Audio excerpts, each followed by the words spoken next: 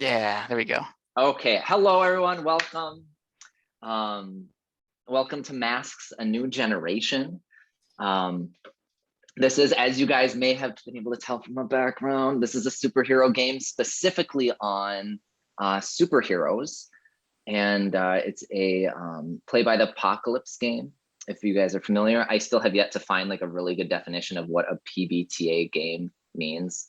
You guys can yell it out at some point if you want, but or well, I know it's powered by the apocalypse, but what that means, like I haven't actually seen like a definite, like this is what the difference is between, yeah, whatnot. Okay, so to play this game, all you really need is a two-sided dice to play, or not a two-sided, two six-sided dice, but we have an online roller as well. So if you're nostalgic and you like the clanging of your dice, or you're more techie, feel free. Either one is fine. We'll get that one posted on, Francisco has that link. He'll post at some point. We won't be needing a dice though today. And the games, the mechanics to play are pretty simple. And I always like to kind of, well, I'll just share with you all, this is my first time GMing anything. So welcome. And so when I say it, we always do this, I guess I've always played it where, it's not so much like the game master's like in control of everything, that this is a story and we're all like directors and writers in a room together, and we're all kind of writing as we go, and we're all kind of coming up with the fun together. And yeah, we're pretty much coming up with the newest teen superhero comic book TV show. And don't worry, you don't have to worry too much about the mechanics. They'll be discussed, but essentially you're going to role play out or say what you want to do, and then that'll trigger a roll, and then I'll let you know what you need to do. And again, it's the 2d6, two six-sided dice, or a 2d6 if y'all aren't familiar. I'm not as much, so I know. Thank you for bearing with me, you guys. I'm just trying to do basic stuff here and act like I know what I'm doing. But Danny, you were wondering, when are we going to introduce ourselves? And we're going to do that now. So welcome everyone again, and we're going to go around, introduce yourselves, share where you're from, what your experience is with tabletop RPGing or playing by the apocalypse or masks, and then finally what your favorite superhero is, or your favorite superpower. Either one is fine. I'll start since I kind of have the floor, I guess. My name is Mike or Michael. I have been playing, I've always wanted to play Dungeons and Dragons. I always thought that it was really cool, like the sci-fi kind of, you get to figure things out. And I did a lot of like typing, like play by post role playing when I was a teenager with Star Wars. And so that was a lot of fun. And just kind of got into it last year at the very start of the pandemic. And then Francisco hooked me up, and we started playing pretty much every Sunday now on different avenues. We've done masks, we've done Monster of the Week, Dungeon World, we've done some other one-offs that he's wanted to just test on, and it was a lot of fun. So we'll go ahead, and whoever else wants to go next can go. I'll go next. My name is Francisco. I used to play Vampire the Masquerade while I was in high school. That's how I got started role playing. Yeah. It was mostly just reading a bunch of books and then getting together with your friends and not knowing what the heck you were doing. And then years went by, and then I started playing the newest Star Wars game that came out by Fantasy Flight, which still has a place in my heart. But then the pandemic hit, and I then switched to a system that was a lot easier to run online, where I can bring in friends like Michael who were interested in role playing but had more time because of the pandemic. So we switched to Powered by the Apocalypse games. And since then, we've just been playing PBTA. So I've only been playing PBTA games and playing online since April or May of 2020. So I'm still fairly new at that. I have something to pitch. In December, on Saturday mornings, 9, 10, 11, 12, 1, 9 a.m. to 1 p.m. Eastern, I'm going to be running a game set in Barovia that I'm going to throw up on the gauntlet. So This could be my pitch for the next 4 weeks because I want to make sure that I have enough people. So hit me up if you're interested, and that's it. Nice, nice. I can go next. I am Danielle. And I started, I guess I was kind of like always interested in D&D when I learned what it was about. It was something I had no experience to growing up because it was obvious, it was clearly like the devil's work. So that was like not an option when I was younger, but it's still, we were all a lot of nerds anyway about everything else. And then I kept wanting to try and watch D&D live plays, and I couldn't find one that was like short enough, or like, because I didn't know enough about the game. And then I got into Dimension 20 and I started watching because it was like a John Hughes movie, but with D&D, like with fantasy characters, and it was all done by comedian role players, and so that was super interesting to me. And but then so I had a friend who was a GM, and he posited when the pandemic started, he was doing a pandemic group with Dungeon World, and it was like, well, it's not D&D, it's this different system, and it was PBTA stuff. And I got into doing that, and then that was so cool and connected me with so many people that that I'm still doing it. And funnily enough, I'm now in an actual D&D group that plays on Tuesdays, and it's weird to go backwards into it because I'm very used to like I like the freedom and the story narrative drivenness of PBTA. But then learning the D&D classes and the way it's, kind of crunch first, story second has been a learning experience. So I'm always down to play, and I love masks. I was in a really long campaign of masks last summer, and then I got to do a short series that Cisco DM'd with Michael in it. And right now only session I ever GM'd was a masks one shot. So it's a lot of fun, and I'm looking forward to it. Oh, and favorite superhero. I don't know. I really like Wonder Woman, which is a little cliche. I want to read the Squirrel Girl comics because I hear that they are hilarious, and I want to read those. And Spider-Man. And favorite superpower. I don't know. Probably I'd probably like a Flash style super speed. Like I always think flight, and then I think how terrifying that would be. I don't even like climbing without much of a harness, so I don't know if I would enjoy those heights anyway. So probably, yeah, getting to go really fast wherever I needed to go. So My favorite superhero, by the way, is Tony Stark. I don't care much for Iron Man, but I love Tony Stark. My favorite superpower would be to eat however much I wanted and not gain weight. I would like to change my vote to that superpower, a fast metabolism. I think you'd have that though if you're super fast. That goes with I think that goes with it. But my favorite superhero is Aquaman, and favorite superpower is Storm's elemental powers by far.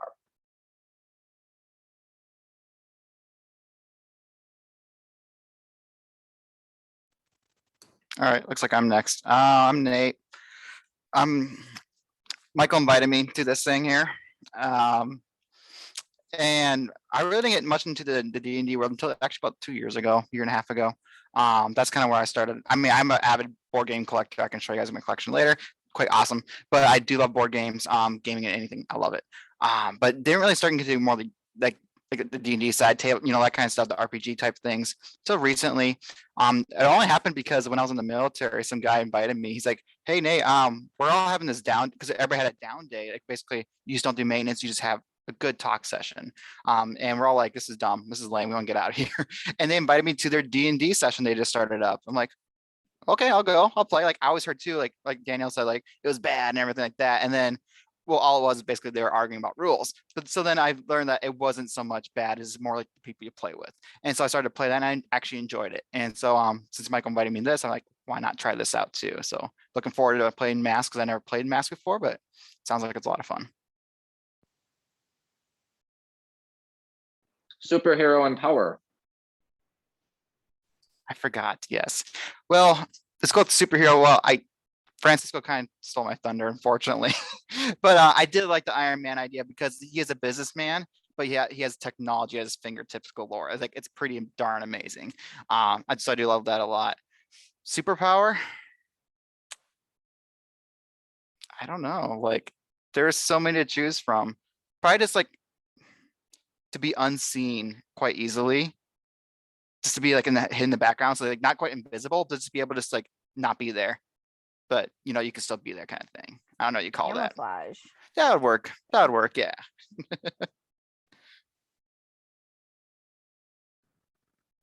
Hey, I'm Brett. I live in Sioux Falls, like Mike. We, I haven't played tabletop games for too long. I got into D&D with some coworkers 4 years ago now, I think, and stopped playing with them. And then I saw that Francisco had put a message up on Dungeons and Daddies looking for a person, which if you haven't seen or if you haven't listened to Dungeons and Daddies, you have to. It's awesome. But By the way, it's not an S&M group. It's actual people who have fathered children. Do you it guys? is yes, oh, it is sometimes a D&D podcast and definitely not a BDSM podcast. so is it, wait, Sometimes you a listen to D&D Dungeons and podcast. Daddies too? Does everyone listen to Dungeons and Daddies? Because I absolutely do as well. I haven't.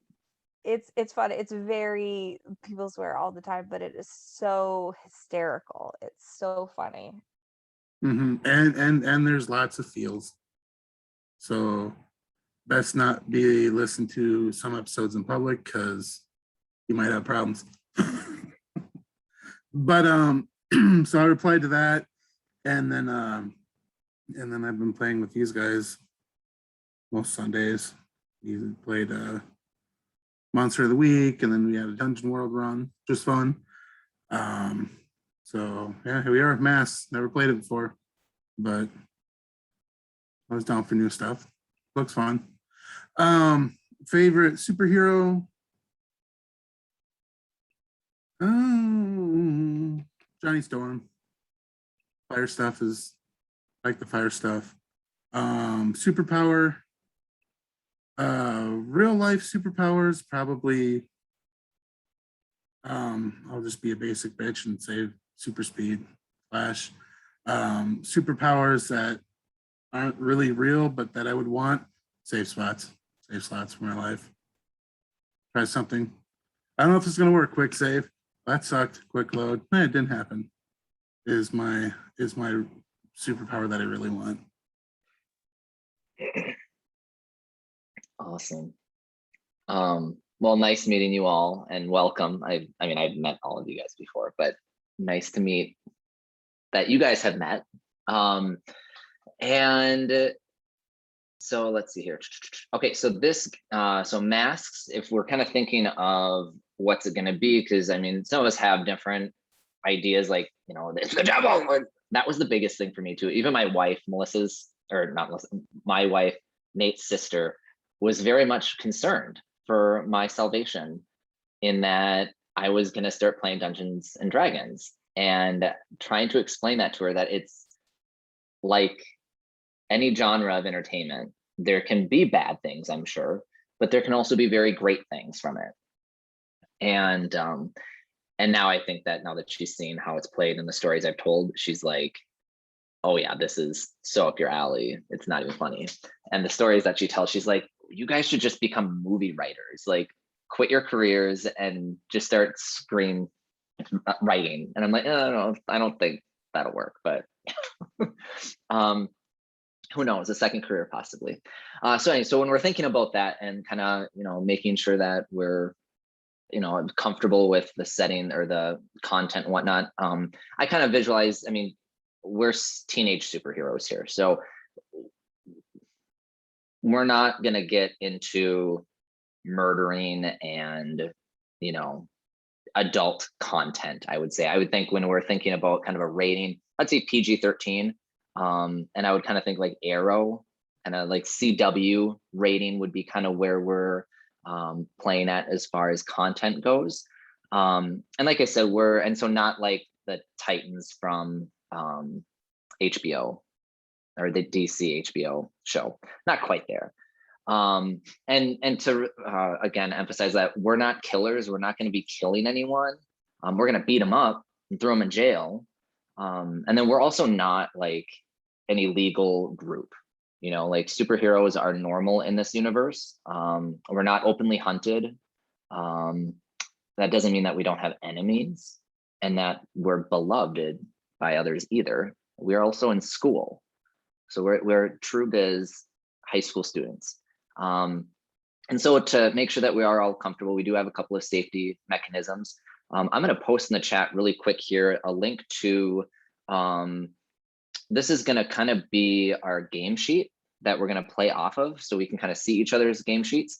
We're going to work on this for a minute and then we can put it away for another minute because then I want to show you the actual character, what is it called? It's a character sheet, table, card, Character keeper. Well, this is, yes. So what I'm sending you is called the character keeper, but then the actual playbook, there we go. The playbook, I'll show you that as well when you're picking characters and whatnot.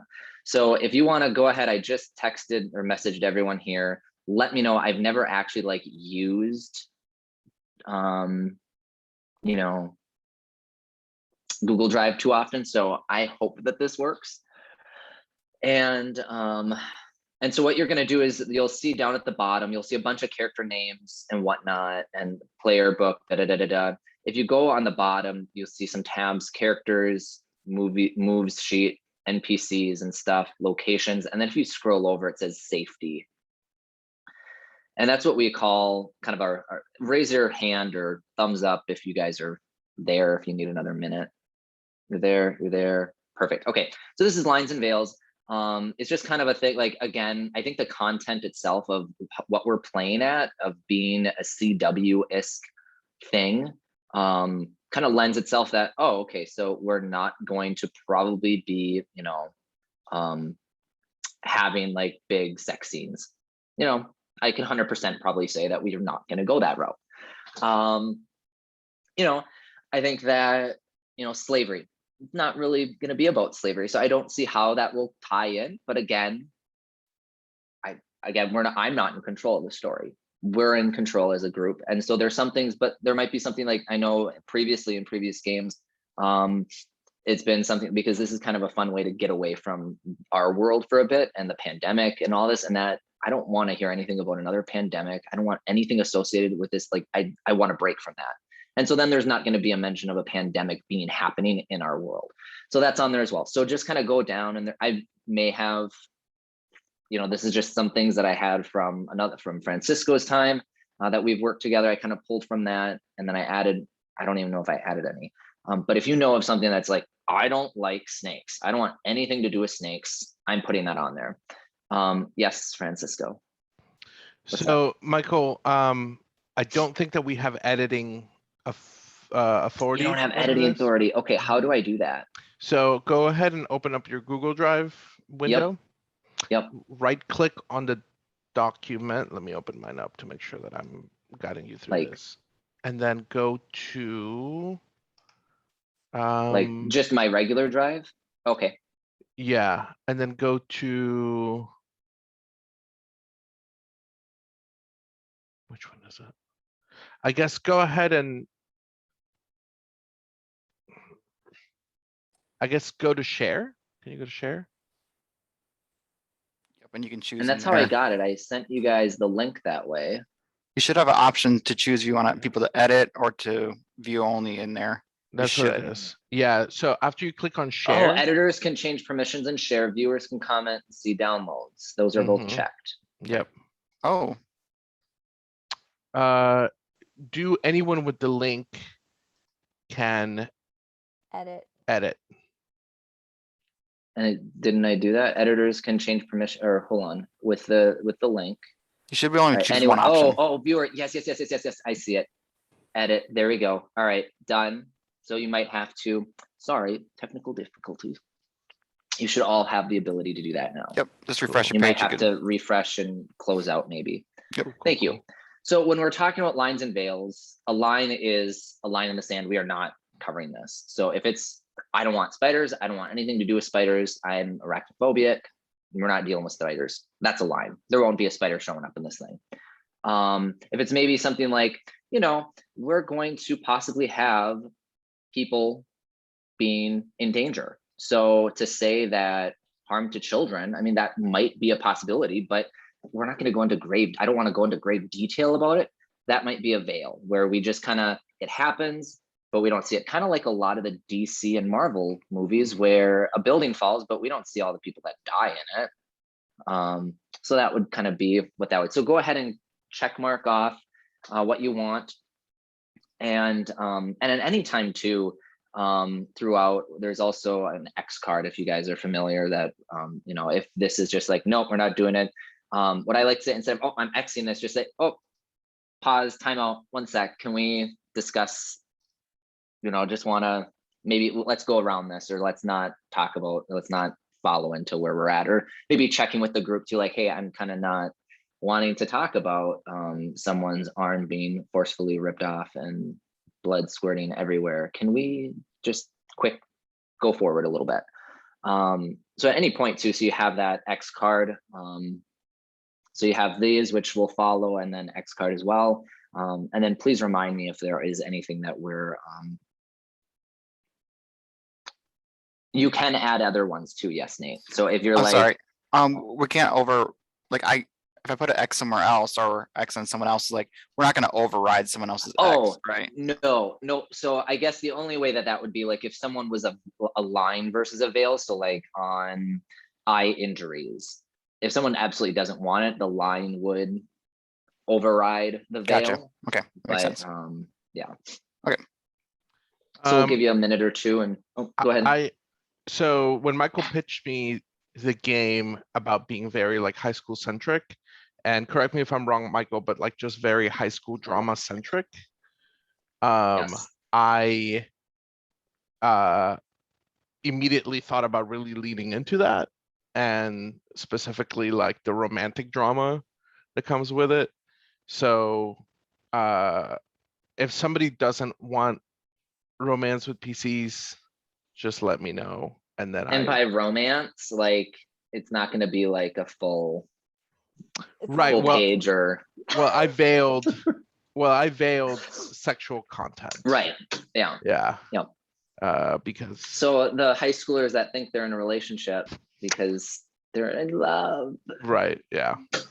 And all those emotions. And, Can you explain the difference between veils and ask first? Yep. So I would say that an ask first would be like, hey, I'm about to do this. Does this fit the fiction? Are we comfortable with this? So like for graphic gore, I guess someone's just put down ask first. I would say like, if we're getting to it, if I know like, hey, a bomb's going to explode and people are going to die. Do we want me to go into detail on what happened, or are we just a bomb exploded? And I put that there, and I guess I could say veil. It's more like, I guess it's more like a hard fantasy thing where it's like, if I want to describe my torso chop, like, could you not like get into like, and then the intestines, like, which I don't think is gonna be a thing per se, but yeah, that's more like that. There was and it's not really a mask thing anyway, but the best ask first that I always check, someone had it on PC Betrayal. Like, some games are really all about inter-party tension, and so I'm always usually like, could somebody just, if you're gonna do that, be like, okay guys, buckle up. Is it okay if we have secret plans going on? And we'll add that. Easier for me than just somebody. And we are a team, so you guys we are a group, but that doesn't mean, in some character playbooks kind of are deceptive a little bit in nature. And the cool thing about it too is also when you look at superhero teams like the Avengers, if you don't have some inter-party tension, it usually goes well with the fiction. Yeah. Yep. All right, so everyone good with the lines and veils and the X card? Any thumbs up, thumbs up? All right, cool. Can you maybe go into explaining what the X card is? Oh yeah, so the X card again, I thought I did. X card is just, we're not going any further in this. And at that point, then we'll just move to a different area, we might fast forward. That's kind of where like X card, can we pause for a minute? You know, that's what I would prefer, like instead of just like we're gonna just stop like, oh hey everyone, can we just pause? Like that would be one way. Instead, if you're not comfortable just like slapping an X out there, like just kind of more, hey, can we just pause for a minute and discuss this? Can we pause for a minute and just, you know, I think we're getting a little too graphic. Can we just fast forward? Either way is fine. I can't hear you, Francisco, you're muted. Sorry, Muted. I think that's the part that I wanted you to articulate. It's like when you use the X card, make sure that you articulate what it is that you are X carding and not, and you Yes. don't have to explain why. Right. But yeah. Yep, thank you. Okay, so lines and veils are complete. So this show, our comic book, our TV series is a game of superheroes, and it all takes place in a city called Halcyon City. And a little bit of background on the world itself is that Halcyon City is home to millions of people and the superhero capital of the world, along with the greatest city in the world, essentially. Basically, it is like a mix of Tokyo meets New York City and LA. And it's all kind of situated like right on like a coastal area like San Francisco or whatever. And whatever we want to exist here can exist here, you know, technology, you name it. And so superheroes have already been established long before our characters came around. And with that, kind of how the game is kind of played is that there are 3 different generations of superheroes. And I kind of slightly tweaked this to make it more modern because it kind of has our like the current generation as being like in the 2000s, and we're kind of in the 2020s now. So kind of bumped everyone up a decade. So the first generation, this is called the gold generation. And these are superheroes that were from the 40s and 50s. And yeah, but I want high-speed internet though. So these superheroes began appearing publicly a bit before World War II, 1930s, Great Depression era in Halcyon City. And superheroes have been around forever. All right, not as well known. They weren't really out in the public before this, but this is kind of the first time in human history where there was a golden age of superheroes, multiple superheroes coming out and working in the public eye. And they really led the groundwork for laws that were placed in the government, ethics surrounding the superhero work, and the people's perception of superheroes. So, and really the perception at that time was, whoa, these are superheroes, this is so cool. They tended also to work alone at this point, and these superheroes are all but retired or dead already. So they are gone, essentially. They're no longer working. And if they are, they're but old and they need to get out, maybe. Then the next generation is the, yeah, RIP super boomers. That's great. This generation is from the 60s and 70s. This is the silver generation of superheroes. And at this point, then powers are becoming more powerful for some reason. There's also a surge in technology because if superheroes are becoming more powerful, and it's kind of like this balance, this constant war, like with the bad guys and good guys, like you'll have a bad guy get worse and then the superheroes have to match them. And so it's just this kind of like a battle for who's more powerful. And so technology advancements comes in because we can't all rely on superheroes. So governments are building more and more technology.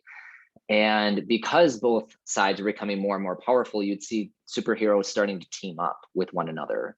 And so this is the generation now that we're seeing on the nightly news most of the time. They're kind of the face of the superhero community at this point. And they're the ones right now at the seat of power that are making the decisions. They're in the room where it happens, but they're getting older. And you know, they're kind of on their way out. They're not out the door yet, but they're still around. Then we have the bronze generation, which is the 80s and 90s. And back before this generation, it was always heroes versus bad guys. And there was no other really, I mean, governments would be involved, but there wouldn't be like, you know, a third party, like, I'm going to go after your mom and dad now because I know who you are. And this was now the time where heroes' families were going to be targeted. and you start seeing people hiding their identities more to keep their families, their loved ones safe. And also you kind of see more darker methodologies, both on the villainous side along with the hero side.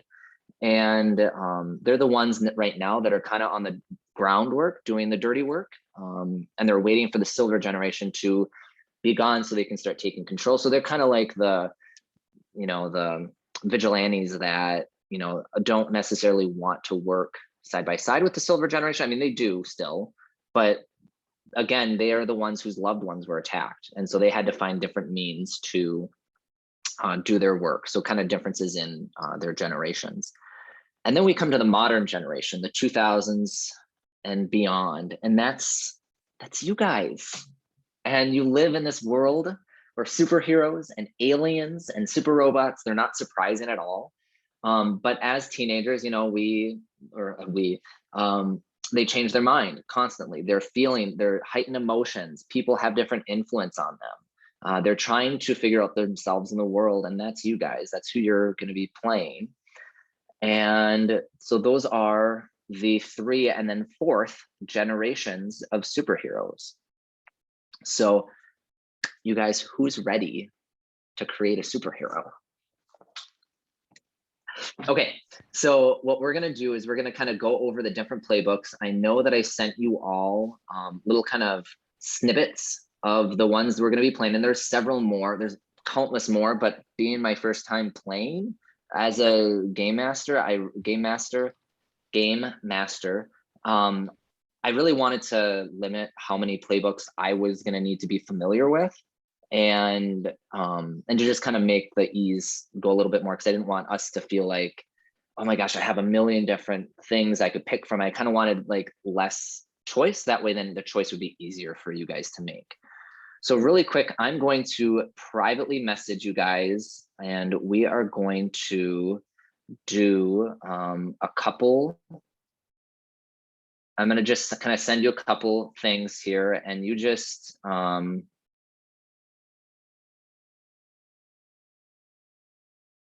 hang with me for a minute and let me know if you guys are getting these. I'm getting some stuff. While you do that, I'm Okay. gonna go grab my food. Yes. And I'm looking at a playbook that depends on what other people pick. So I'll let everyone else pick their playbook and then either decide if I want to do the joint from there or if I want to pick my own from whichever ones are left. So. Yep. So does everyone, I'm done sending stuff. So you should have either 2 or 1 different photo. And what you guys can do, and since Francisco kind of knows the different characters, if you'd like to go on, I'll call the name, except for if he just left, he won't be able to read his, so I might read that for him. Oh. So if you could just take your turn. So we're going to start with the Beacon. And since Francisco walked away for a minute, I'll just take that one because that was one that I sent him. And the Beacon Okay, is, I'm back. I'll do you're the Beacon. back? Okay. Yeah, because I Yes, love go the ahead. Beacon. I'll do the Beacon. Okay. The Beacon is the superhero that doesn't really have any superpowers. So it would be like Robin. It would be like Hawkeye. It would be like Nate and Brett. Like if you've played D&D games, like you have to worry so much about like power level in a superhero game, but because this is more of a storytelling game, you functionally aren't hamstrung if you pick the Beacon. It's more like you lean into the tropes of like, man, these people have things that I don't have. Like, am I really special? Can I run with these cats? So pick the Beacon if you're into like, I really want to explore what it's like to feel inadequate in a group with super people. And then the Beacon also ends up being kind of like the heart of the group, or like sometimes a team mom and sometimes also the strategist of the group. So Francisco, can you read the little blurb that is in the picture that I sent you? Because I only sent certain people the picture. And so I'm going to eventually send everyone them. I just wanted you to read that little blurb. But thank you for the I have to download for it. that So too. I'll Okay. pull it up on the. I'll pull it up on the It's yeah, it's on the the little text interwebs. next to that icon. I can almost Oh. remember the beacons because I always see it every time I open the playbook. And you've played a bunch of beacons, I think, Danny, Yeah, right? Yeah. yeah, that was my first character. Yeah. I love it. They're fun. The beacon, you don't have to do this. You could probably have a safe, decent, simple life. It would be nice, but come on, superpowers, aliens, wizards, time travel. You're out of your depth, but who cares? This is awesome. Everyone should try it. So like Francisco said too, that's kind of like Hawkeye, Watchtower, the superheroes that don't have superpowers, but like you said, yeah, are the heart of the team and whatnot. And yeah, so Francisco, you did that perfectly. Thank you. Next up is the Bull. Who had that one? All right, Danny, you want to read the little blurb from there? Yes. You're big, strong, and tough. You know what fighting really is, and you're good at it. Sure. But you got a soft side too. But you only show that to the people you care about most. Everyone else, they can eat your fist. So I think of Jessica Jones type characters on that one. Who else? I'm thinking like, I mean, Yeah, that's like I always think of oh, like Wolverine, because mm, part of the Bull's story also that it doesn't mention there is you were created to be a weapon by something yeah, else.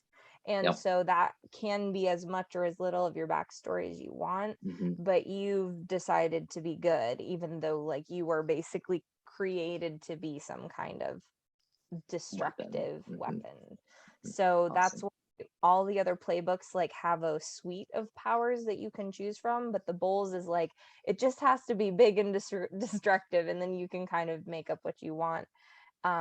So their driving force is like you pick two PCs, and I think it can be an NPC. Someone is your love and someone is your rival.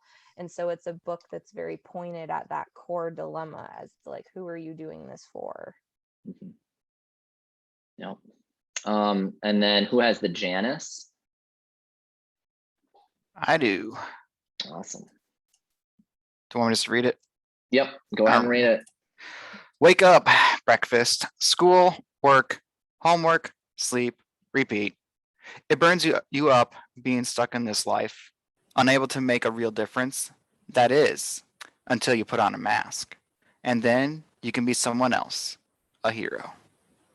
Nice. So the Janus is the character that's just torn between being the hero and still having that teenage life. So Spider-Man and Peter Parker. Yep. I think of two Smallvilles, Superman and Clark Kent in the CW universe. Yeah, so that one's a fun one too. I like that playbook as well. And then the Legacy, I think Cisco, I think you had that one. You're still around. If not, that's fine. I'll read that one. Or unless Brett, was that you? No. Okay, I'll read that one. You're the latest in a storied heroic lineage, a family that shares a name and a cause. Now everybody is watching and waiting to see if you've got what it takes to uphold the tradition. No pressure, right? So the Legacy, I kind of think too of like Batman and Robin. You know, Robin is coming up behind the legacy of Batman. You have, I mean, almost every superhero that has the underling to them, they're oh my gosh, what is it called, you guys? They're what's Protege? protege, but you- what's the I like I think I mean, I've never played this obviously, but looking at that, the first thing that comes to my mind, if you've seen the movie Sky High, is the main character kid that has Legacy. so you know Okay. that has the dad and the mom that are the superheroes? Okay, yeah. So basically, yeah, you have, sorry, let me rephrase that. Yeah, I like that definition better. That fits because there's also a protege class as well. So yes, so this would be, yeah, like that, where your family, there's some kind of lineage of that power being passed on. And that struggle then of, well, I have to be just like my parents, but I want to be myself, and all of that. Next up is the Delinquent. I do have that one. Awesome. You've got these cool powers, but everyone keeps telling you how to use them.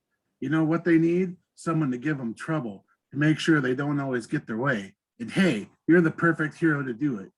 God, if that's not Glenn Close, I don't. Wow. A Dungeons and Daddies thing. That is Yeah. totally Glenn all the way. Oh my God. Huh.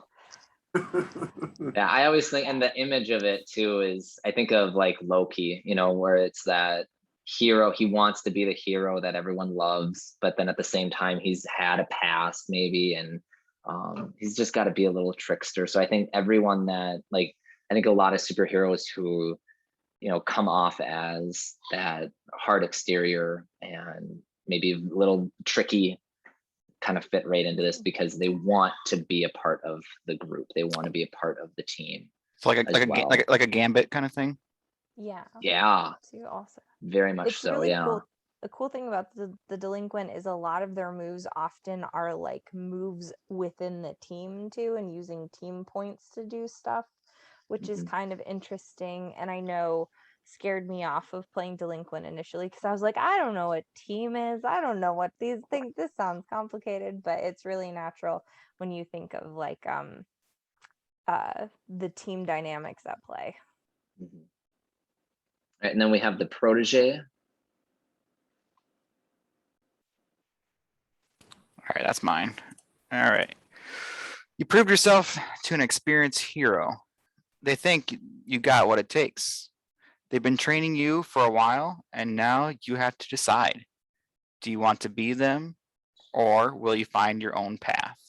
And that to me sounds like the alphas of all, you know, of all superheroes. Like your alpha, your Thors, your like just like they lead the pack, or like for us wild players too out there, you know, it's like your tanks. They're gonna go no matter what. If you're ready or not, they're gonna go. So you either gotta get with Mhm. them or, you know, help them out.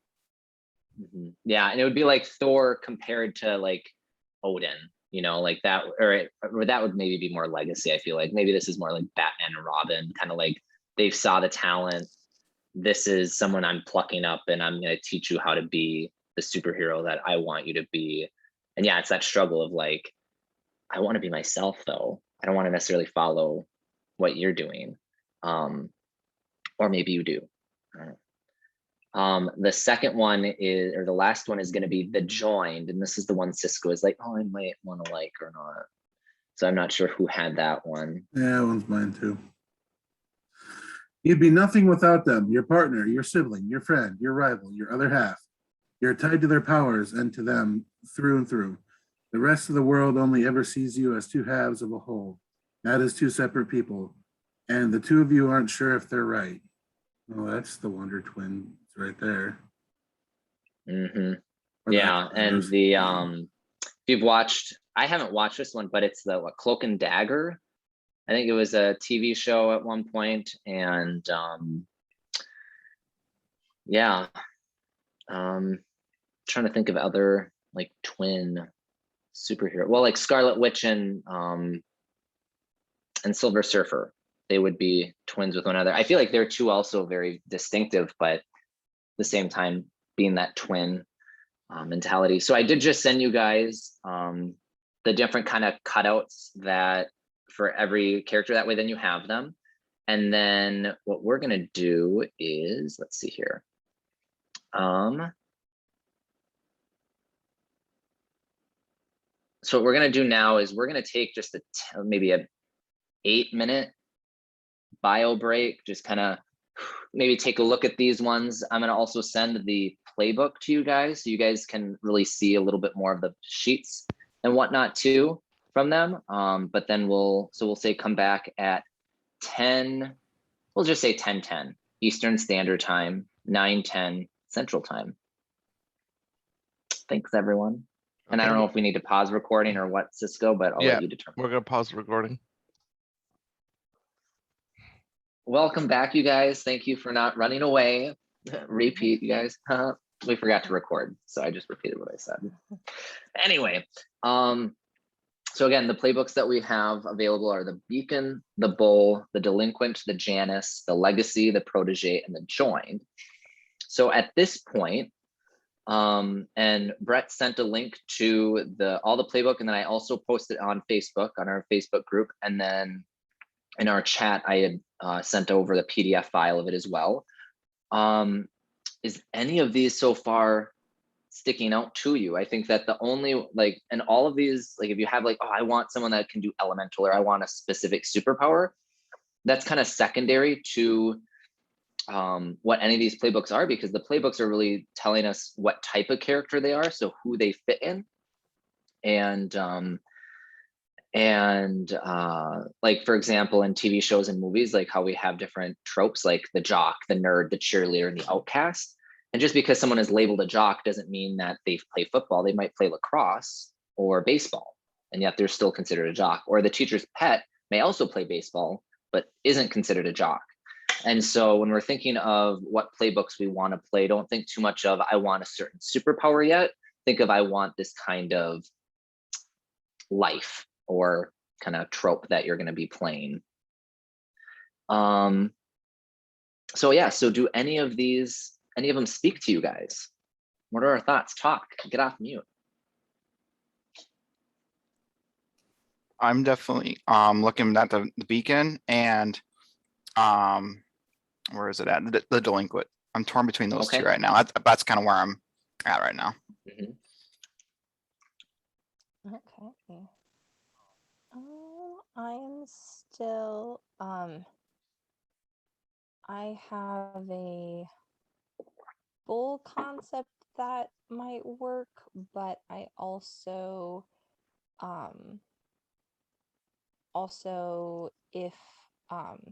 if you decide against delinquent, I have one that might work for that. But I'm kind of open to whatever. I really think it would be cool if the people who haven't played Mask before kind of get to pick whichever ones that you guys are drawn to first, and then I can choose around it, because there's the ones that I haven't played too, but I think it super makes it enjoyable if you get to like pick the one that you like the most, look the most of first. So is there one you're looking at, Brett, at all in particular? Sometimes I like looking at the powers too, because that, I know that everyone's like, it's not about the powers, it's about the core dilemma of the playbook. But like sometimes I'm like, I just want to be able to zap things with lasers too, and I'll go from there. Yeah, I'm kind of between the Janus and the Legacy right now. Ooh, those are fun. Awesome. Well, really quick, I'm going to just pull up, let's see here. So if you guys can just go to maybe one of your playbooks, I'll kind of, as I'm kind of talking about the playbook a little bit, I'll let you kind of be able to think about which ones you kind of want and ideas of characters at this point, and kind of going through. So if you're at any playbook right now, in the first page of whatever playbook, there's something called the moment of truth. Everyone thumbs up if you're kind of at a playbook and you can kind of see moment of truth. We're all with me. I could also share a screen too, but not there yet, Nate. Where is this playbook found at? Do you ever send like a link to us at all? Yes, I sent you in the chat. I sent you a Masks playbook PDF, and then in the Facebook group page, Brett sent a link to the playbook as well. So I'm sorry, I overlooked that. My bad. Oh, that's good. I'll give you a second. Let me know when you got that up. Yep, I'm good. Okay, so in the right-hand side, there is the moment of truth, and this is like the climactic move for your superhero, but that does then come with a warning. Like, for example, in the Beacon, this is the moment when you show them exactly why you belong here. You do anything, you can do any one thing, take out any enemy, no matter how insane, no matter how ridiculous, because that's you. Their jaws are dropped when you're done. And of course, playing off a stunt like that tends to lead, or like this tends to bring unwanted attention and a dangerous reputation. So that's just an example of the Beacon's moment of truth, and each one has one that's a little bit different. And then underneath that, we have what's called, and Danny had kind of referred to this earlier, is called team moves. And the way that team moves work is that anytime you as a group are going to go into battle or go into a fight together as a team, you get a point added to what's called the team pool, and at any point, it's a way for characters to assist another character when they're rolling during a team battle. So if someone gets a 6 and on their move, but Danny's character is right there and could be a distraction that could make sense to give you that bump up, we'll add that. That'll be added to the story, and then that would have saved your roll essentially. And then it can be used sometimes depending on who you're playing as, with support of the team, or it could be sometimes more selfishly for your own character's needs. Underneath that is potential, which you can kind of think of that as XP. So every time that you miss a roll, you gain a potential. So for a miss, it would be a roll of 6 and below on a 2d6. And when you get 5 potentials, you can choose an advancement, which are just underneath that. And that's actually where you can unlock your moment of truth from, is by getting those 5 potentials. And when you've taken a 5th advancement, you can then begin to take adult moves. And I have yet to play in a game where someone's been able to get an adult move. So we'll cross that bridge when we get there. Moving over then, on the right-hand side of the page, you see the graphic with maybe the name or the type trope and the graphic, along with the little commentary that we had just read. And then underneath that is the hero's name and then their real name, their non-superhero or mundane name. So at this point, I'm going to pause again, just kind of see if anyone has any, I want this one, because this is now where we're going to start building. So this is where we have to start making decisions as a group and kind of coming up with thoughts. So where are we at? For those of you that aren't quite sure.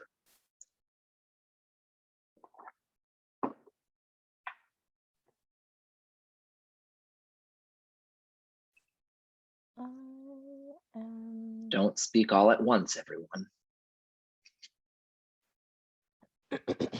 I'm in the same book as Danny that I've played Masks, and so I want to let Brett and Nate Yeah. finalize their choices. Very nice and of you. Yeah, well, that, and then I'm looking at the join, that the join is like a reactive choice, right? Mm-hmm. And unless I feel like, hey, there's nothing really I want to join with, then I'll pick my own. But Mm-hmm. I'm trying to pull up that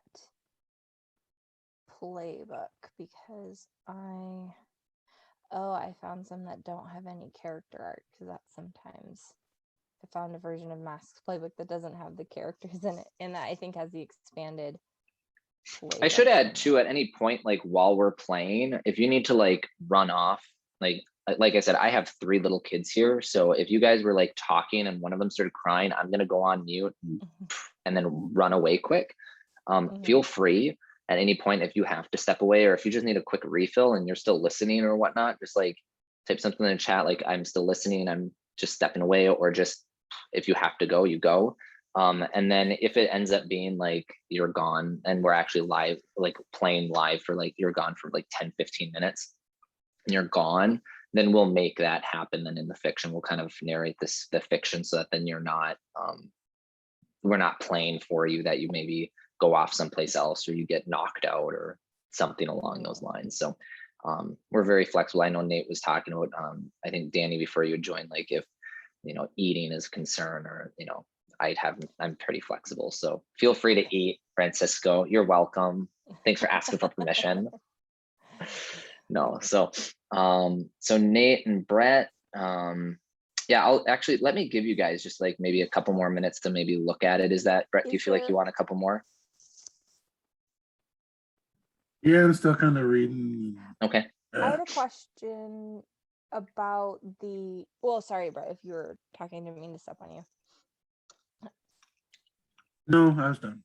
Okay, I had a question like about the Halcyon City. You kind of talked about Halcyon. Is there anything specific about this Halcyon, or are there NPCs that we should know about going in, kind of a thing? That's a great question. I think that I'm going to let you guys kind of decide that at this point.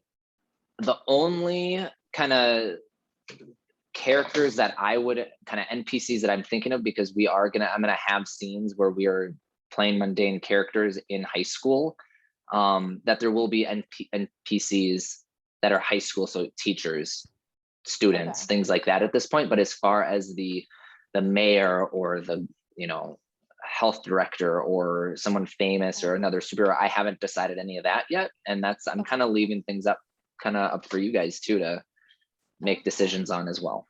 So Echo, it's I like, remember when you pitched it to me, I think you said that superheroes are not very common, right? Like, Yeah, would I mean, I would say probably- like in the high school, like you'd have several of them, and they would be known, but not everyone is a superhero. Not everyone has, and I would say, yeah, it would be like kind of, you're not normal, but it's not normal, but it's not unheard of. Like, you know, So besides the four of us, is there Mhm. like another four? I would say Is there that another I would say that six? there's other, yeah, I mean, and you have to remember Like too, a you're going to be in a high dozen? school of a very large school.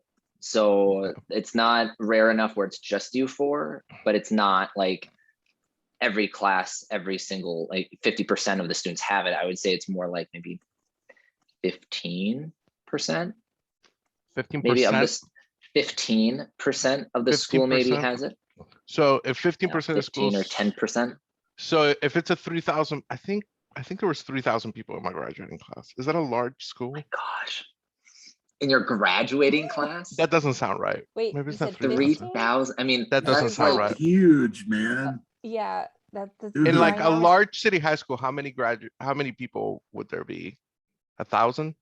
No, I think that's like Florida big numbers. Florida always has Yeah. big numbers. Like a regular graduating class near me. I probably graduated with has, like, 28. 350 or something. 350? I've heard of like Yeah, 350. 350. Yeah, like our high schools in Sioux Falls, graduating classes are usually between like 300 and 500. Okay. I think there was 3,000 people in my high school, not my graduating class. Forgive Oh me. wow. Yeah, But I think still- my high school was 3,000 people. The ceremony just takes all day as they read the names. It took forever. Forever. I did Yeah. not want to be at that And I ceremony. mean, I was homeschooled, and then my college was so small that like we had 300 on campus. People were like, 300 in your class? I was like, no students on campus ever at all. And they were like, what? And I was like, never mind. The average American high school has about 850 students. Oh, high school in general, not like a class. Yeah, Right, not a that class. makes sense. So Mhm, so let's say this is Halcyon City, which is a city. mhm. Yeah, it's a let- big. Mhm. So let's say there's 1,000 students. Yeah. So 50% is, so there's 150 students that have powers. Mhm. Okay. Sure. Cool. I mean, in various degrees too. And, you know, I mean, not all of them are going to be the flashy. One of them might be, I can eat whatever I want and metabolize whatever I eat very I quickly. hate that guy. hate that guy. He's my arch nemesis. I'm calling it. I don't care who it is.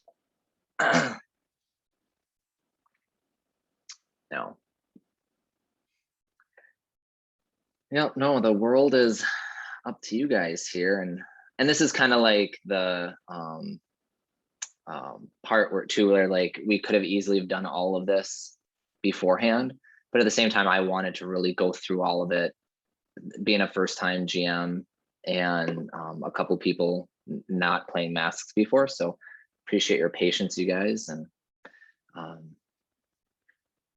for No, those of you that's that are still cool. working I on it. think that because I know that we're the established in the fiction is that we're a superhero team, but sometimes that can happen a lot of different ways. So is it the idea that we all go to the same high school, like that's Mhm. established? I think so. Yeah, And I would say then- we're established in the same high school. Yeah. I mean, I'll Okay, leave. What so do you we're guys like think? classmates. Yeah. Because I mean, and I know that like for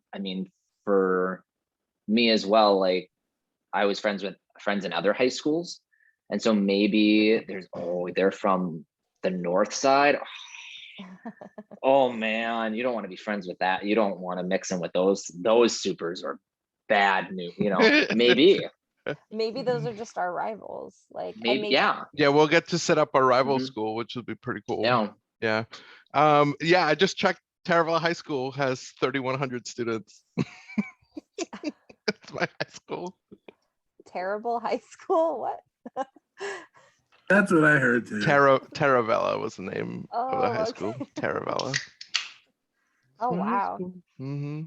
Well, I'm just used to large numbers of scholastic institutions in Florida Oh my because gosh. the biggest homeschool conference in the country is in Orlando and it has multiple thousands of people. Like, I huge. remember I went to my high school, my school growing up, it was a K through 12 school. And there was 400 some people in the whole school. So I had like 28 people in my graduating class. And I went to my first lecture in a big lecture hall, and it was my entire high school, bigger than like the high school itself. Like how many people were in just that lecture hall. And I'm like, oh man. Yeah. So like seeing like the picture, like on Nate's high school, like seeing his class pictures and like, that's a lot of people. And then know that that was the smaller high school of the city. Like there's like the bigger ones too. So crazy. Yeah. All right. Any decisions being made over there, Brett and Nate? Not to put any pressure on you guys. Yeah, I mean, I'm still up between those two I mentioned earlier, the delinquent and the beacon. I mean, I'll take one. If someone else really wants to try the other one, I'll be happy to choose the one that they don't want. I'll be happy to. Brett, which ones were you looking at again? I think I'm gonna go with the Janus. The Janus. Okay, perfect. So we have the Great Janus. playbook. All right, and I think Nate, you just need to pick. Dang it. I mean, unless you want Danny to just pick the other one, and then you get the other one, and then later regret it. No, I wouldn't regret it at all. Can I Um, can I throw something your way that might make you help you decide? Sure. I'm gonna hope Danny picks the delinquent, because if Danny picks the delinquent, I pick the joined, and she'll be like the bad sibling and I'll be the good sibling. So Danny, that is if you still want to play the delinquent. If you want to play Yeah, something yeah. else, then no. so let's say it that No. way then. Then I'll take the beacon then. Awesome. Is that good? Because I know that like I'm some people when they get in they're like, I want the most emo playbook of whatever. That's You how I know go what? into every game is give me this playbook. Yes. So I don't like ruining people's fun if that's like I'm not happy unless I'm playing the most emo playbook. Nah, the beacon actually sounds like it's like very typical. I can definitely relate to that one, but also that make my choices a lot easier to make too on it. So I'm gonna stick with the beacon. The thing I love about the beacon is the drives are so much fun, and it's fun for role play to be able to be like, I Mhm. just want to do, I want to. Mhm. Yeah, every time I've gotten to drive a fantastical vehicle, it's always been something unexpected and fun. Mhm. Mhm. Or even trying to. We played a game where Danny's character was trying to take the alien vehicle from someone from outer space, and she kept going, I don't think I'm gonna let this happen right now. Yeah, yeah, Yep. that doesn't really work. All right, Yeah. so go ahead, you guys, and come up with your name. So you're looking at your hero name, and then the real name is your mundane character's name. So when they are in high school, maybe they don't have, kind of like your secret identity. Well, yeah, secret identity, but not secret. It depends on who you are. If you're your hero identity, like Superman is Superman, and his secret identity is Clark Kent, but Spider-Man's identity is Peter Parker. So, because Secret we identity can is have Spider-Man. alter egos, but the Janus, it's important that none of us know your actual Yeah. mundane alter ego, I think, Mhm. right? Yep. And I mean, we'll know it out of character, but yeah. Yep. Yeah. And with the Janus too, like you can choose to give that information out later to another character as we're going. It's kind of like this team, like, oh, you're really awesome. I really like you. And I'm in love with you. And I'm the Janus. I'm this character. So many fun. You've got male possibilities Mhm. wrapped Right. up. Danny, are you okay with me playing your goody Yeah. goody two shoe siblings? Okay, since we were texting on chat, Yeah. I am brewing You've this already. idea of being, Okay. yeah. Awesome. The most and also the character idea had some like world building flavor too. So if it needs to be changed at all, just like let me know. I'll put it on the like the idea that my parents or our parents, I guess, own like a dojo in the somewhere and like have this martial arts fighting thing, but it's in like a not great part of town and it keeps getting broken into. And Okay. so I was like, screw this, being because they're all very noble and like, we only use our skills for, pursuing the art kind of a thing. And I was like, heck with that. So we don't have Uh, like dead parents.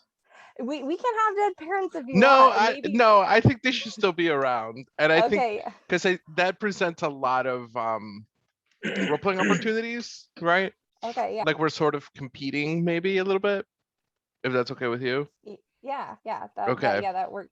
So you're like very like yes, nobility, the reason, all of like the good reasons to kind of like not be a vigilante who cheats or steals things, Yes, I think not only like the nobility, but also I think I'm gonna lean into like the goody goody two shoes at school, like Mm, teacher's pet. like like captain of the swim team, member of school, what is that called? Honor Society. Honor Society. NHS. Yeah. The But student body like not, president. yeah, student body. Yeah, that's what I like that. If that's okay with you, Danny. yeah. Okay, No, how do your like no one even knows your siblings. I bet you a lot of people probably are like, Don't. Yeah. Your yeah. siblings. I'm cooler though. That's the rub. Yeah, you're like the cooler sibling for sure. This is what's difficult about playing delinquent, because I'm like, you have to be effortlessly cool, which is not something that comes naturally to me whatsoever. So I could just suck and be lame. So that's always a possibility. But Yeah, if the dice don't like you, right? but the neat thing, And then so I'm really reading- quick, yeah. Sorry, Danny. Just and once you have your name, if you have, kind of pick out your look, kind of think of what you look like as well. Pinterest is super great for this. Let me share a board of Teen Super options. There was somebody who had a masks like Pinterest board that Awesome. they Nice. made, and I can just drop that in the chat for just an easy browsing. Who was the actress who was in Legally Blonde? Reese Reese Witherspoon. Yeah. Reese Witherspoon was in a movie where she's like this goody goody two shoes high school. Oh yeah. What is it? I heard about it. It's Election. Tracy Flick. I want to be no. Reese Witherspoon in Tracy Flick. Does that mesh, Danny? Sure. You Well, tell me how your delinquent works itself out in Yeah. everyday life. I just think that she's very where is the picture? I had a picture for her, but it's in a costume. Just a second. I'll put it, I'll drop it in the chat. I think it works. I think that she's very like hoodies and wears black and skinny jeans and like carries around, is always carrying some kind of like a tuba case or an instrument case that she carries like her swords in or other stuff. And it's like, because she's not in band, but she just carries an instrument case around to bring whatever she wants to bring into school without getting questions asked. Does she even do that in school? Oh, probably. People are like, oh, do you play tuba? And she looks at them like, what are you talking about? I want to play whatever instrument it is that you pretend to play, and it's a bit of a Yeah. kind of like a Oh, okay. yeah, like Yeah, I do play a- that for real. No I one just ever asks steal- me if I play. It's like this, you talk about it all the time. Yeah, I steal your clarinet case to take things. That's fine. to That's carry fine. things around. I love Um, that. Where is the thing? I think it's in my drive. What is the name of your character, Danny? Alina, I think. Alina. Okay. Alina. And And then what's Nate and Brett, really quick, kind of checking in on you guys. I know Francisco and Danny are just Sorry. getting the creative juices going and whatnot. So I just wanted to touch base with you guys and see if how your names coming, abilities, and appearance. Also, if you want to hop in on any world building too, like I would like to be your childhood rival and chess team, feel free to just throw anything.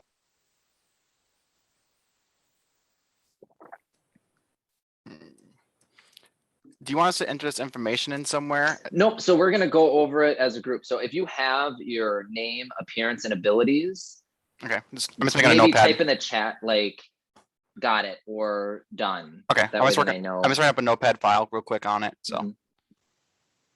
And we'll do is we're gonna eventually move over to the character keeper, which is where all that is stored. I just wanted to kind of go off of the playbook first. That way then we can all look at one thing versus seeing a bunch of things happening all at once on the screen.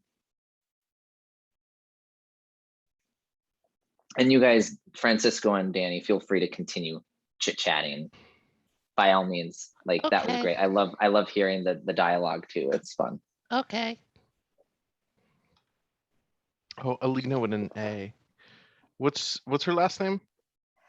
I don't remember which last name I had, so you're free to pick our last name. Feel free. I'll look at the picture and see what Oh right, yeah. ethnicity they are. I will find the picture. And yeah, go ahead, Brett. Were you gonna say something?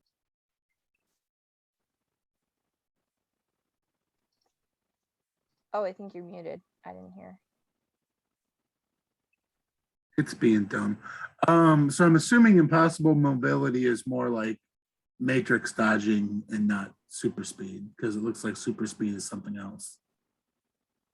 You are the Janice, right? Yeah.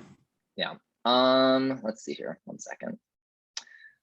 I knew somebody who interpreted that as like super stretchiness or like being able to like be a rubber person, but it's up to Michael, whatever interpretation. I think impossible mobility is pretty flexible. I think if it is speed, I mean, that definitely fits with the Flash too, with him being a student and, you know, trying to research and getting his dad out of prison, a different style of life, but he was very much a younger character and kind of going back and forth. So I think the Flash, if that's the kind of the power that he has, where he's super fast and then he absorbs energy or, you know, or something else, you know, whatever it is, like even with the Flash too, like when he has impossible mobility going fast, supernatural senses could be something because he's quick to reflex, you know. Yeah. I think they're riffing off Spider-Man there. Like he would have impossible mobility. Like it doesn't make any sense that he gets to shoot webs, but he does. Or Venom, right? Doesn't Venom do Mhm. something similar? Yeah. I would say Venom has impossible mobility as well. So what about substance mimicry? I would say that could be along the lines of like Sandman. I think when I hear that, I think of Sandman, like being able to like, my fist is now massive, or gosh, other people. I mean, I'm thinking other like water, like maybe, I don't know if it's air bending, water bending, earth bending. Would that fall into that? Or I no? don't think so. No. No. Okay. It'd be more like what's the name of the power, Brett? Substance mimicry. Substance mimicry. I think it would be also like Venom, right? Can't Venom be like, oh, I look at a hammer. So now my like you hand is a take like, hammer.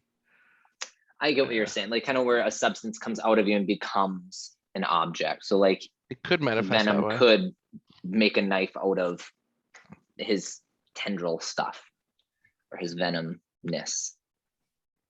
Okay. I think that would work. Yeah. Okay. Did we play in a game, Danny? Where have I seen this? Okay, yeah, I've So seen if this. from the one Okay, where is shot this that posted? That's right. I want to it's look. I put it in the character keeper just because it was the easiest. Okay. I played her, I think, as a beacon in that one shot, but I tweaked some things. I think like, and we'll have to figure it out because the interesting thing, apparently, if you're joined and the other person's a delinquent, you get to take a move that I don't pick, one that I have and one that I don't, or something like that. So you're actually sneakier than you come across as, which I think that'll be cool. Yeah, I think where that comes into play for me, it's like a high sense of control and like maybe even a little bit of like manipulation with people and maybe even like that teacher's pet thing, you know, and maybe I'm kind of a narc as well, you know, and yeah, Mhm. yeah. So are we half Asian? The picture's a little, but I think that they are probably at least half Asian. I'm think down if with half that's cool. Asian because our parents Yeah. have a dojo, right? Mm. I'm down with being half But Asian. That's I cool. think that what her powers are, and I don't know how this affects you, so I can totally change No, it. you pick and I Okay. meld to you, so don't you worry about that. Okay. Well, because I think that the reason why she's like this Fox Shinobi mask is kind of a big part of her costume. I think that she stole it.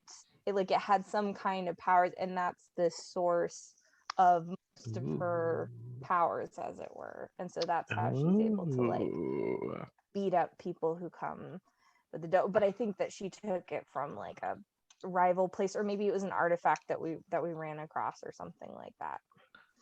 Are you okay with like stealing one and it turns out that there were two and I took one? Ooh. Yeah. I'm totally cool with that. Okay, that's great. Like if there's a rival dojo or something where it was like, don't mess with that, they do stuff the wrong way, and I was like, seems like they get things done. Swipe. I like the idea that like I'm coming with you on these vigilante raids and I am like maybe using the pretext of like I'm out here to protect you. Like maybe I'm the older sister too, and I'm here to protect you and look out for you, but I'm really secretly kind of addicted to the high. If that's okay with you. Huh? Using me as an excuse to be like, I was like, yeah, what would you be doing instead? Your homework. That's boring. Yeah, exactly.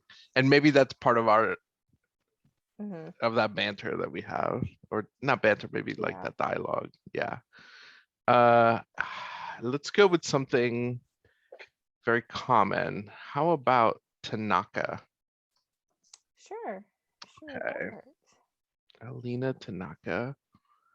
And I was named something really traditional, like Keiko.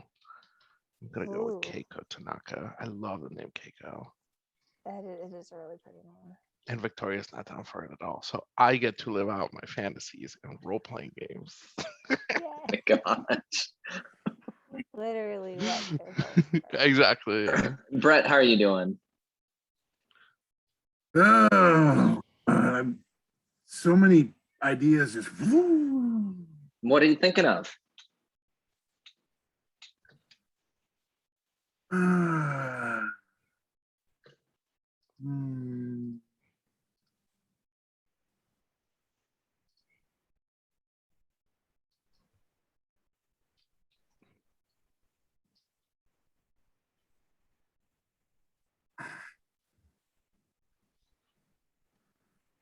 I think, and I'm sure this is probably slightly influenced from having recently watched Suicide Squad, but I think I'm going to do rodent control.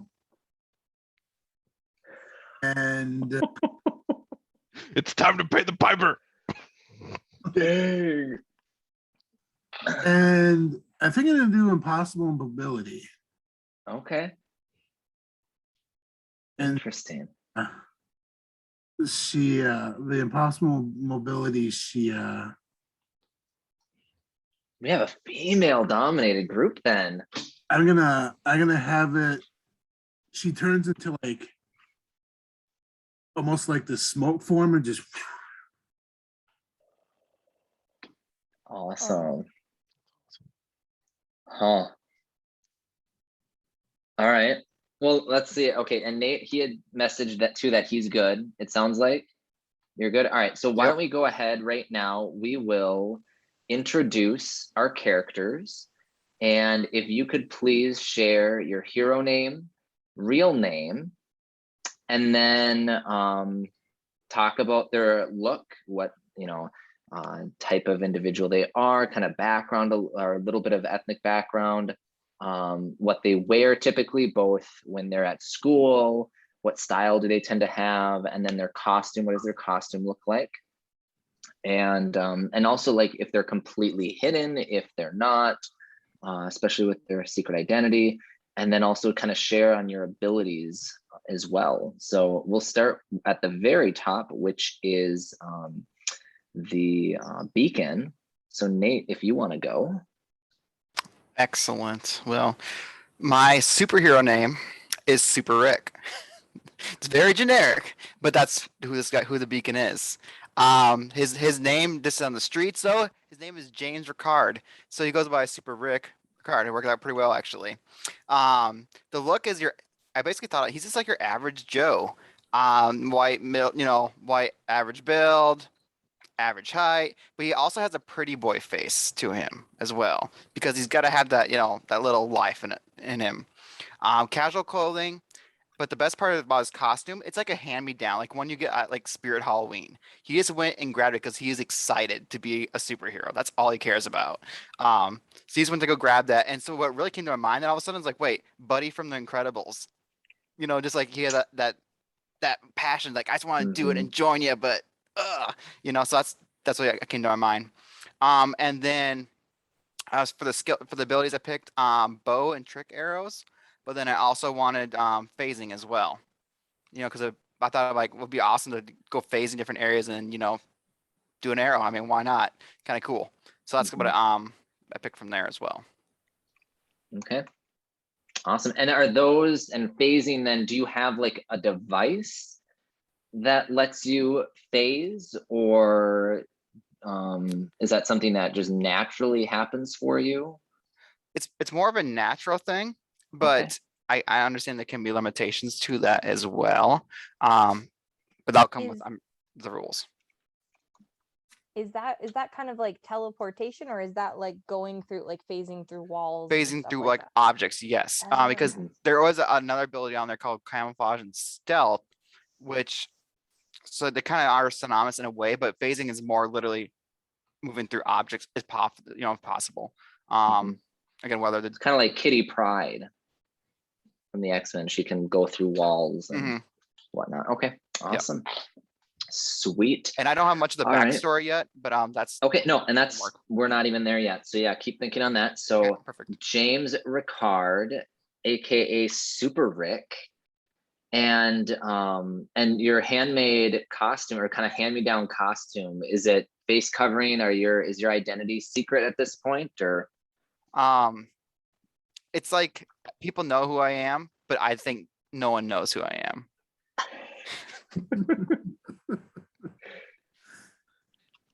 Run that by me one more time. So I don't think anybody knows who I am, but everyone knows. Like, okay, but everyone knows. That is hilarious. That is so hilarious. Like, wow, that mild-mannered James Ricard guy. We're gonna have to help him out. Right. We're all just like, what are you talking about? All right, and then we have next. Thank you, James. Then we have, it looks like the deviant, or the delinquent rather, sorry, the delinquent. So I know you guys were kind of chit-chatting, Danny, a little bit. So I was able to write down a couple of things kind of from the character keeper that you had already kind of filled in. Thank you for that. So, but why don't you go ahead and share with us your name, your kind of your looks, official, your mundane and superhero, and then your abilities. So yes, I'm playing Alina Tanaka, who goes by Night Fox as her superhero identity, and she has kind of like casual clothes, really scuffy, typical emo wear usually. Like I said, occasionally can be seen hauling an instrument case around that she doesn't play any instruments in, just like known for doing random things like that. But she has half Asian. I'm not sure, the shinobi, she wears the shinobi mask when she's in superhero mode, but I think like it's sometimes around. And as far as her skills go, or like her powers, I was kind of had three different options that I wasn't 100% sure about. But I was thinking I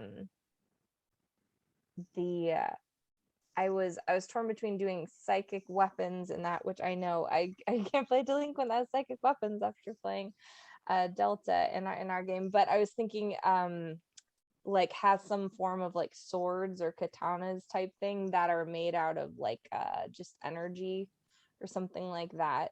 Either that, or I have to pick two, or teleportations and illusions. So I wasn't sure whether or not to teleport and just be able to do illusions as well, and then kind of like leave the physical engaging pow pow pow stuff to like Cisco, although I don't know how your powers work as far as that, like if you have to pick off mine or if it's just moves.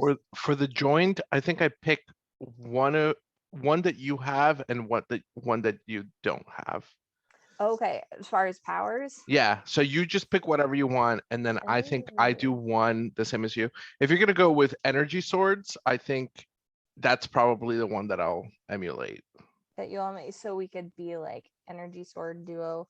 And So we'll have that- different masks. So I like the idea that maybe you went on it, like if that's okay, like you went Yeah. on this heist to steal the mask, and then there were two masks there, and we ended up stealing them both. And you got the powers of one, and I got the powers of the other. If that's okay. that totally works. Like Cool. like and it's very like color coded. Like I think hers are probably purple. It's got a kind of lavender cast to her thing. So her energy swords are probably purple, and then I think she can do like some minor illusions type stuff, like use some of that energy to kind of like create little like distractions or momentary mirages or maybe images or things like that. Yes. Kind of like Loki a little bit. That's Very good. yeah, very Loki vibe. And that is and yeah, I think that is, I don't know, are our powers secret from our parents? I think if they do know, I don't think we pull them out, because I can I see think them they being, should be secret, right? Like, what do you yeah, think? Yeah. yeah, as far like the energy swords, I think I think that we're very into katanas, and they're very into like, you know, use your body and kind of like very like purist about that. And I'm like, no one has time for that. Swords. That's awesome. But it's so it's a sort of thing that like we have to have the swords, and then we get to charge them up with psychic power, right? Cool. And this Okay, and the yeah. powers are coming from, if I'm understanding this correctly, it's from your masks then? Yeah, That's where which your power stems from? honestly, I could go either way, that either it only works if I have the mask on, or it's that the masks after we had them, then we were able to do these things. So I feel like, if there was some sort of ancestral spirit in the masks, that, I'm sure it's not totally warping us to interact with these things. Or, or it could be anything. Maybe it's just like putting it on, got some kind of download of power, and we can charge things up or cast illusions, or whichever one you wanted to do without them. So, but I think that was like the genesis of it. That there's some sort of spirits in these masks, right? Yeah, or yeah, some kind of Okay. Awesome. power about it, whether or not that was just injected into us when we use them, or if whether it's only when we're in contact with them. I could go either way. So Two. What gives us the most interesting role-playing opportunities? Maybe it's like the more we wear them, the more we're finding out that we can use more and more powers without Yeah. them. So maybe it's like an emergent thing that will make for some interesting yeah, gaming Yeah. opportunities, I think. Okay, cool. yeah, we definitely we didn't steal the user's manual when we got them. I I don't know what's going on. love that. I love that. And then Francisco, I'll give you a minute because you have to react to Danny a bit here. So we're gonna skip over to Brett. And Brett is the Janice. Go ahead and share us a little bit about your character. Her real name is Kat Davis. And so Kat controls mice. That would be pretty fun. Her superhero name is, I don't know yet. We'll figure it out. That's fine. The hardest. She's white. She's got a shoulder length brunette hair. She just wears regular clothes.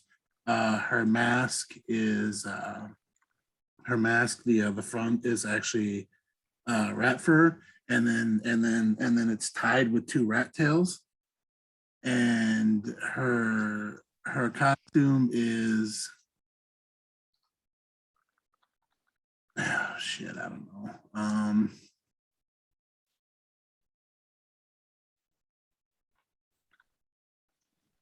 Probably just like a dark brown kind of jumpsuit type of thing. Nothing super spectacular, super flashy.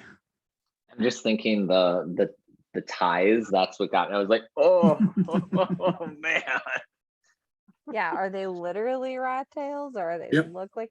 Oh Feel boy. about using actual rats that she controls as part of her costume.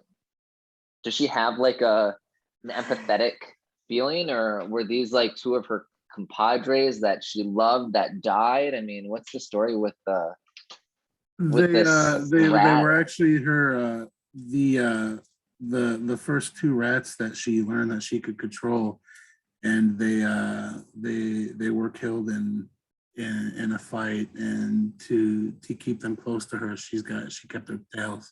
Oh, so touching and scary. That's awesome. And then powers we said were Rodent control and possible mobility.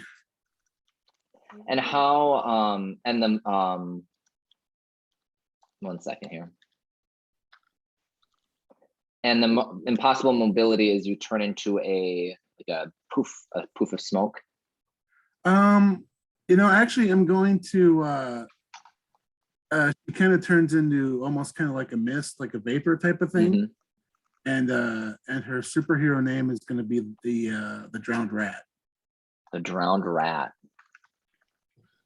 I'm getting a real like low power kind of like the Defenders vibe from our group. Like hit the streets, defend the block kind of.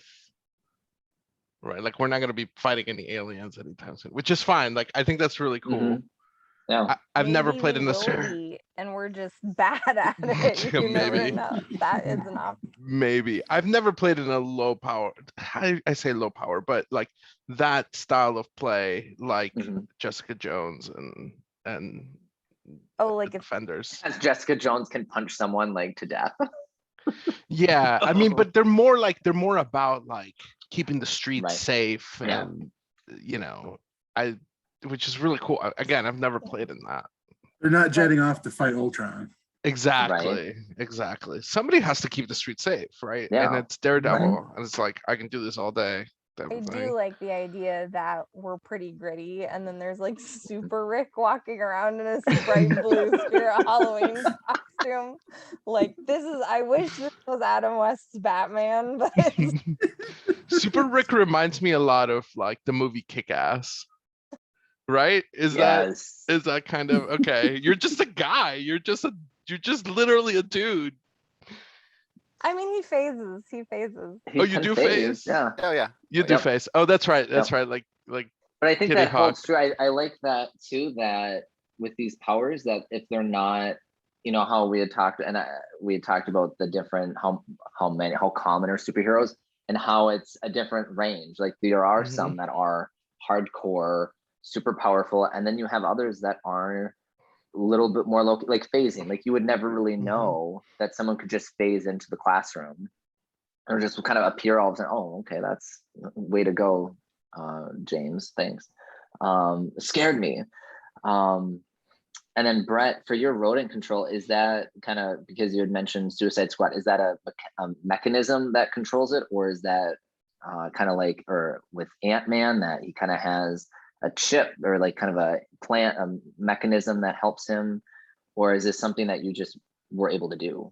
It's just something that she's able to do. She's had small rodent like pets and Oh, just bonding as a kid and stuff through that. Eventually, it's just kind of like boop, it just triggered one day, and mhm. holy shit, Nice. I can talk to Fred.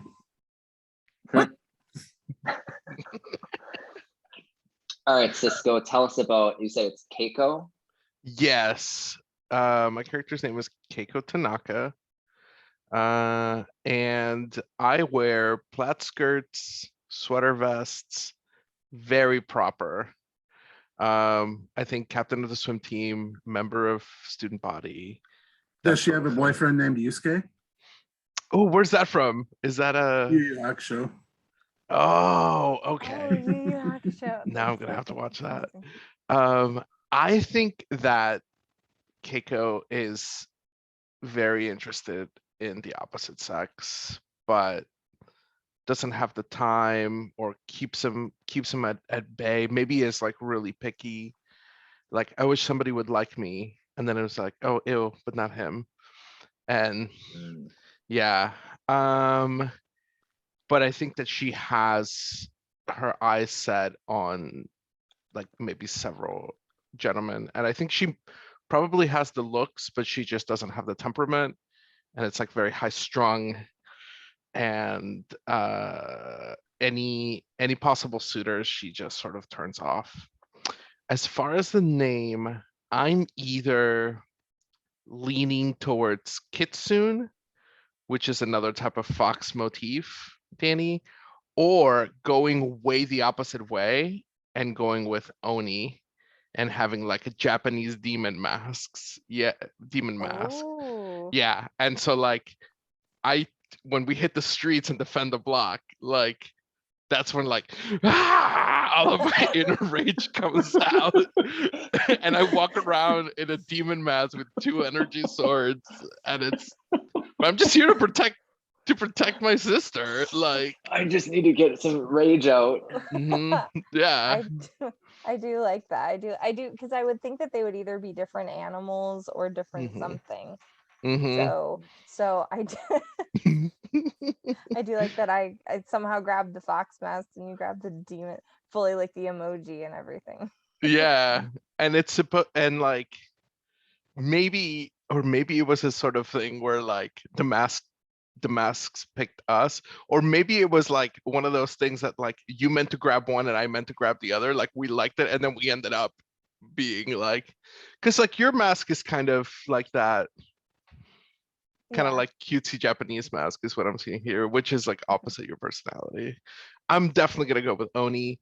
I'm gonna put for superhero name for now Oni, but if you guys can think of another name, let me know. So I'm not super happy with that. Yeah, maybe we tried to put them on and it just didn't it didn't go on, and it was some sort of pull. Yeah. And we did this, and then they Yeah. worked. And then they stuck onto our faces. Yeah. That's awesome. I'm gonna find a cool picture, but if you guys research Oni masks, they're terrifying, and so I love this. I love this so much. I can see you guys just trying on the mask for the first time, and it's like the mask when he Mhm. goes into the psychiatrist's office, and you try to put the mask on, and you're like It doesn't work. expecting something, and you're like, Yeah. Like the mask chooses you type of yeah, thing. you hand him Yeah. off, and all of a sudden, Yeah, I like that. I like that too. Yeah, but maybe there's some sort of transformation there too, Danny. Like it isn't just us wearing it, but actually maybe transforming a little bit. Let me pitch that to Yeah. you because I like that. Yeah, Okay. I'll let you I- guys kind of think on that a bit. For kind of with the backstory then too. So moving on, thank you so much for getting the kind of the basics out. We're going now, if you move on to the next page of your character's playbook, you're going to find a thing called stats. And these are going to be a little bit different than maybe if you play Dungeons and Dragons or other PBT games, where because your stats are kind of up to you and you get to raise them as you go along. You want to try to get higher ones for a better roll, and they're stagnant. They don't go down unless you have maybe a condition or something that would impact your stats.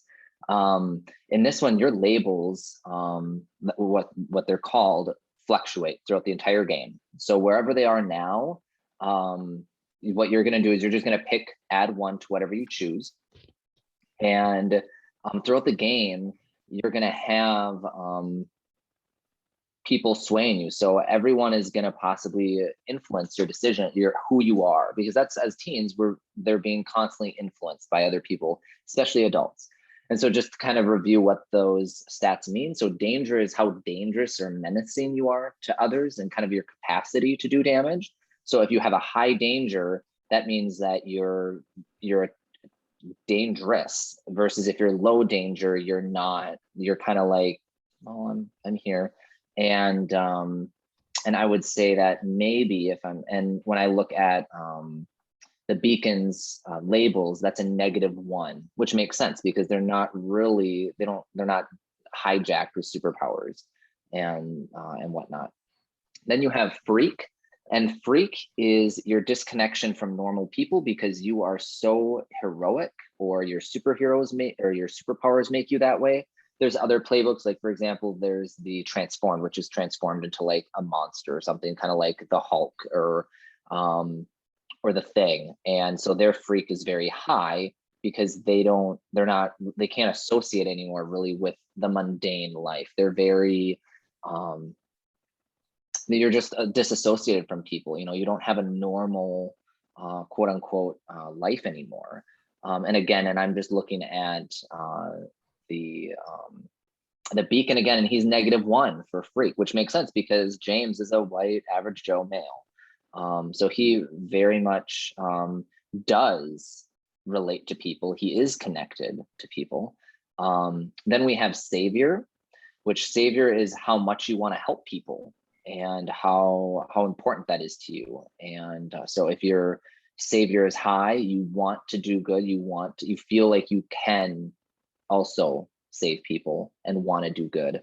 And versus if it's lower, I can't do this, I can't. And that's the struggle with the beacon as well. And then superior is being a superhero, you feel more or less superior than other people. And with the beacon, you don't really have crazy superpowers, but you're also not talented either. So you're kind of right in the middle. And then mundane is how much you connect to a normal life. So every day being in school, could you kind of blend in with the background? And maybe with Brett, having a bunch of rodents trailing you might not allow you to be as mundane as, say, James is able to, depending if the rodents are just hanging around or not. I don't know. And I believe for your labels, you can add +1 to whatever you choose. And then these do associate to different basic moves as well, which we'll kind of go into that too. Let's see here. And then, and kind of when you're marking this, just mark it down on a notepad for right now, or if you're in the game character keeper, you can add it there. And then underneath that, we have conditions. So as we're playing, things are going to happen to you. And oh, I'm sorry. So one of the things too, if you go on either side of these, so let's say you're at danger and you're super dangerous and you're a +3 and someone's influencing, like let's say you're in hot in battle and the bad guy is like, well, you're so weak, you can't do anything, and then you just go all rage. And that influence could possibly drive it up even more. And if it goes beyond a +3 or a -2, you get one of these conditions. Because if you're angry now, if someone's goading you on with danger, well, now not only are you dangerous, but now you're angry too. And so then you have a -2 to comfort or support or pierce the mask, which are is a basic move, or the afraid is directly engage a threat, or to provoke someone, or to assess situation, unleash your powers, to defend someone or reject others for insecure. And then under then conditions, you will see our backstory and those are just some questions. That's something that we'll want to fill out as well. And so I'm just looking here. And then they also have on the other side your powers or moves, I should say. So I think all of them are choose 2. So you'll go ahead and choose your moves as well. So at this point now, go ahead and move up one of your labels and then figure out the answers to your questions for your backstory and pick 2 moves. And feel free to dialogue and kind of talk with one another as well. And then we'll want to, and why don't we go ahead, we'll take another, we'll take a 5-minute break really quick. So if you want to work on some backstory stuff, you can. And if you need to run to the loo, feel free. Lou, he said Lou. Okay. You want to stop So, recording there? Oh yeah, let's stop the recording. Thanks. All right, so we're back, and it sounds like some of us have our character questions completed along with our move set. Nate, did you say that you had that done? Is that right? Why don't you go ahead and start us off, since you're kind of at the top of the list of with the beacon. All right. Do you want me to share my label increase? No, matter too much? that's not that big of a deal right Okay. now. So what I did was for my backstory. Go ahead and read the question maybe on it, and then go ahead and answer it. All right. So how do I get my skills? Well, basically it all started with I was taking a photograph with my biggest fan. I don't have a name for him yet. We'll get to that at some point. But I was taking a picture with him, and I was putting my arm around him, and that's when I felt something like something just all of a sudden came to me when I was younger. And so I gained those skills in that way, and I then gained my powers that way. But the thing was though, like after a few weeks into that, I didn't know how to control it that well, the phasing. That was kind of an issue. So I had to learn that and kind of control it. It's still an issue, but it's not near as issue as it used to be. So when did you first put it on your costume? I've always had a costume because I just loved anything superhero, alien, I just love it all. And so I've always had a costume, but now I got my real costume. So I'm looking forward to that. Then who outside your team thinks you shouldn't be a superhero? Basically everybody. Like no one thinks I should be a superhero. Like why? Is there someone specific though that might have an impact to the character? Not off the top of my head. Okay. Yeah, not yet. If that comes to me, I'll let you know. But if there is, and then why do I try to be a superhero? Well, someone has to do it, and I got the skills. Why not? And then why do you care about the team? Well, they accept me for who I am, and I'm kind of odd a little bit. I can fit in here and there, but I'm still a little odd. So they just accepted me, and I'm part of the team. I mean, you do have someone that can control rats, so I feel like you're in a good group. You need me to share my beacon moves too, or anything else, or is that good for now? Oh, you picked up. Yeah, let's go ahead and let's do beacon moves. Go for it. What did you pick? I did the no powers and not nearly enough training, as I kind of already said my backstory, so it fits in very well with that. But then I also chose won't let you down, so I can be very helpful just for that critical, that team needs an extra boost. And won't let you down. Yep. Cool. And then something to kind of think of too is you have drives. So ways for you to. I got those picked out too. You do. Okay, Yeah. perfect. What are your drives? I want to pull off a ridiculous stunt. That'd be kind of cool. Just because I have the skills and I want to actually do that. Mhm. I want to get a new costume because you know me, secondhand costumes. I gotta get new ones. You know, I gotta get my closet full. Another one is I want to help a teammate when they most in need. Again, it's gonna go with the beacon move, so be very paired with that. And then I want to travel to some incredible place or time. I haven't figured out which one yet, but that's on my list. Awesome. Yep. All right, and then how about and is it Alina or Night Fox / Alina? What are your questions? Your backstory? Let me pull them up here. Okay, so one of them is, oh, how did you get your powers? And we kind of talked about that with the shinobi mask heist situation that I kind of grabbed it. It heard that there was something that, you know, the rival studio was using or had, and I was like, well, we got to grab that.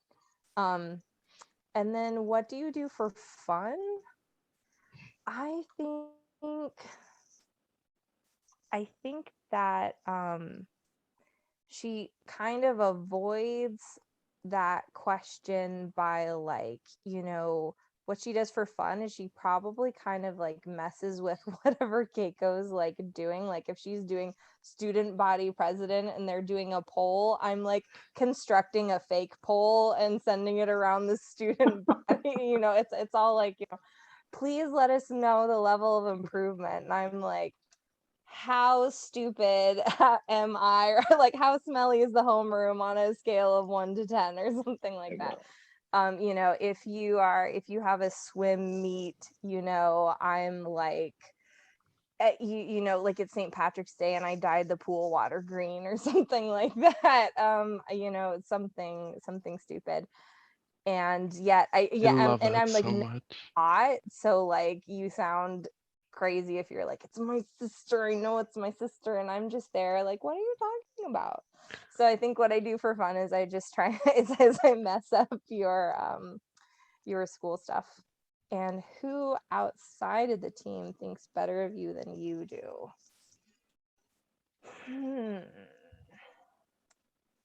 I don't know. I've torn between like making a teacher NPC, because I know you said that like there's probably a guidance counselor or somebody who is like, you know, what would be awesome is if you leaned into your own individuality instead of defining yourself by your insecurities. Ooh. Or maybe there's kind of like a normal friend we have or a normal student thing. But I like the idea of a guidance counselor. I like that idea too. Is always like, you know what you should do? Focus on this. Why do you try to be a hero? Because nobody else is doing a really good job of it, and I'm having to step it. I'm having to defend, whether it's my parents or stuff. I don't know. People are trying to be heroes, and I guess it works out. But I think her attitude is like, oh, well, somebody's got to get stuff done, but she would never like admit to, like, because I really care. So why do you care about the team? I think she probably wouldn't say it about it. Like maybe this was something that Keiko was like, now that we have masks, we have to do this official thing. We have to join the official team, obviously. And I like went along with it. But I think it's probably a place where like using my powers in an official way is really cool to have that outlet. I'm gonna pitch this to you, Danny. Like maybe I talked you into joining a team. like there's safety in numbers, and like if we're gonna do this, we're gonna do this right. And like all the big shots have a team. We need a team, and we hooked up with Rap Boy and Badass and Kick Ass over here. So like, and all the big Yeah. shot. But like maybe you like secretly like being part of a team, maybe. Oh yeah. Yeah. I think that she really enjoys being part of the team, and also like she's used to being paired up against people who seem extremely exceptional. So I think she's very comforted by the fact that everybody else is kind of a loser. And I don't mean that in an insulting way, but I'm just like, they feel more like me than having to be around, our parents' expectations and, Keiko's accomplishments. Okay. And then what about your moves? Oh, right. So I had one was, are you watching closely? When you mislead, distract, or trick somebody, roll superior. On a hit, they're fooled, at least for a moment. And if you roll really well, you can choose 3. So you can get an opportunity or expose a weakness or flaw or confuse them. But on a miss, you're under pressure and hopelessly embroiled. So I have to mark a condition. And then I was looking at Mary Contrary. So if somebody tries to pierce your mask, comfort, or support you, or provoke you, you can interfere by giving them a disadvantage. And if you roll super well, you can take influence over them or clear condition. And then I was looking at Troublemaker, which is if you help a teammate through destructive, criminal, or rule breaking actions, you can give them a +2 instead of a +1 when you spend team from the pool. So if you miss your roll by a 5 instead of a 6, I can make that a hit. Awesome. By adding +2 instead. Oh, I love that picture. Cisco. I'll have to find one of Alina out of costume too. Yeah, I posted one on the top of her in costume, and then one out Oh of my costume. gosh. Yeah. Yeah. It reminds me of that girl from Kill Bill. Mm-hmm. Like, hi. And then she just like drops the mace thing and like, I'm gonna kill you now. It's exactly the vibe I'm going for, but like way less scary, probably. Right. Yeah. All right, let's see. We got Brett. You're up. Okay. Just spent all this time deciding what I look like. Why did I first put on the mask?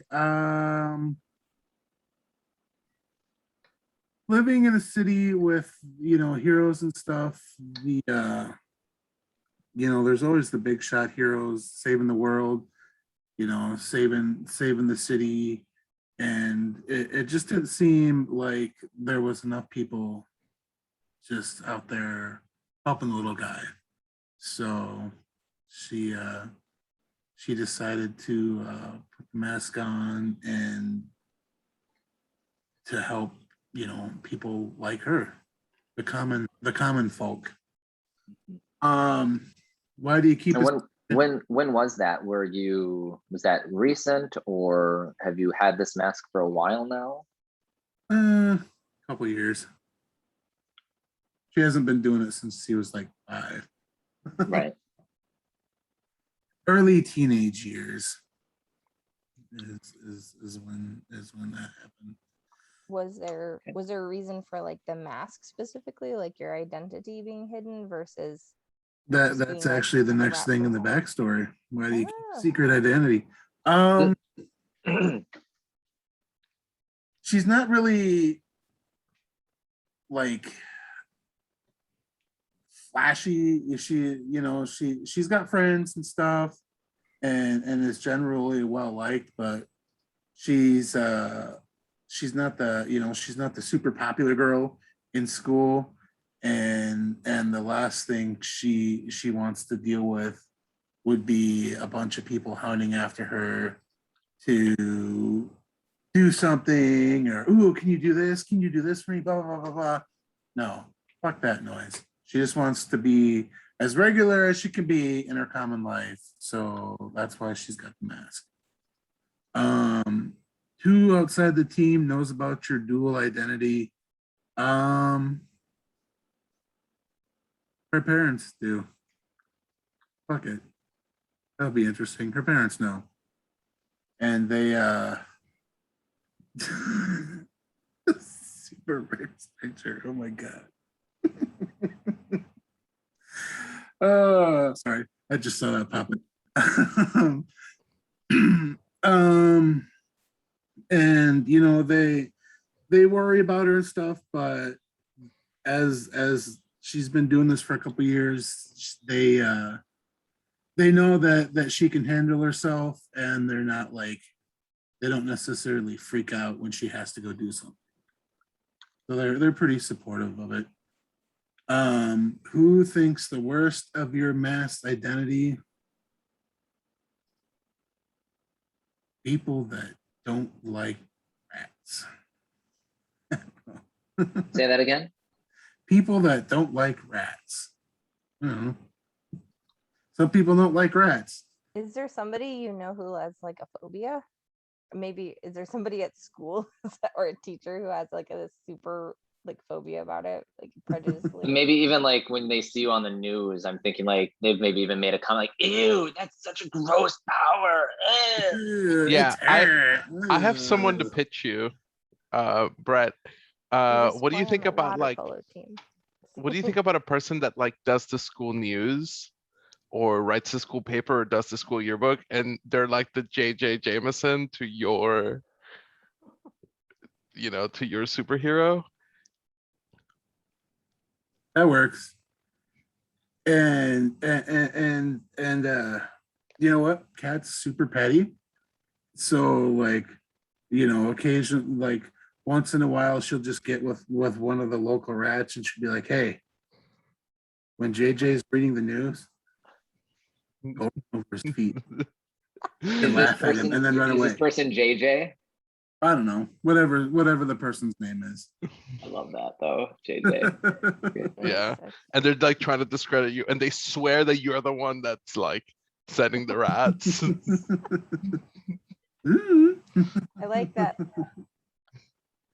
And then it kind of brings to mind the you've seen Starship Troopers. Go bug moms, you know. And then why do you care about the team? Well, not everybody can do stuff alone, and we seem to work well together. We get stuff done. Awesome. Yep. How about your moves? Oh,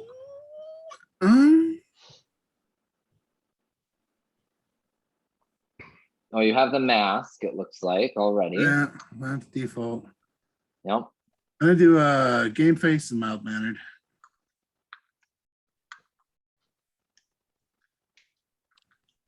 Awesome. Okay. And then next up, we have Keiko. It's me. And I don't have, I'll be honest, I had it somewhere. Hold on. I'm looking for your playbook now so I can have it up. You sent a link for it. No, that wasn't it. Did I send you a link? So I should have it somewhere. In other words, that's what you're telling me? I think so. Because you sent a PNG. Right, of and the I sent joint. right.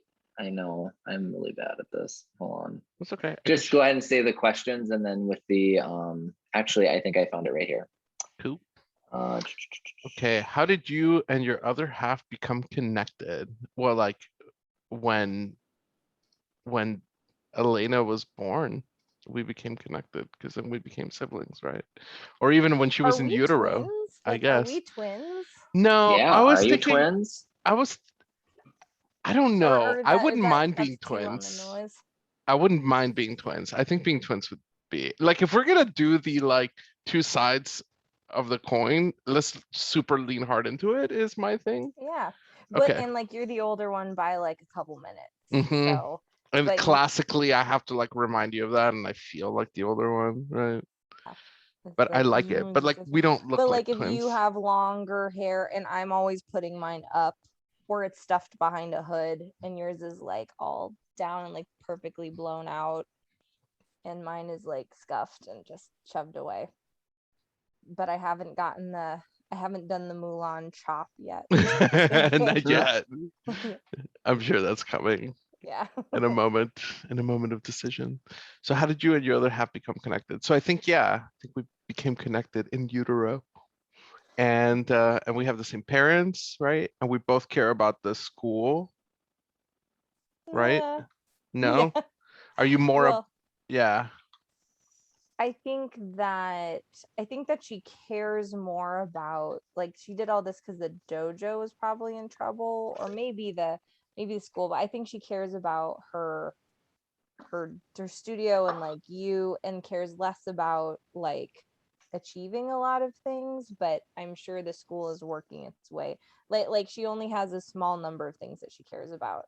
Um, but you're on the list too, unfortunately. So Sure. because you care about the school, then she does somewhat. Okay. Mm. So the school is one of the few things that you do care about. Yeah. Okay. And myself. And then one of the questions here is someone outside the team thinks you'd be better off on your own.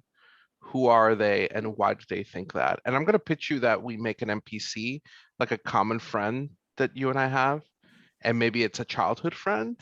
And maybe I don't hang out with them anymore, but you still do, or vice versa. Hmm.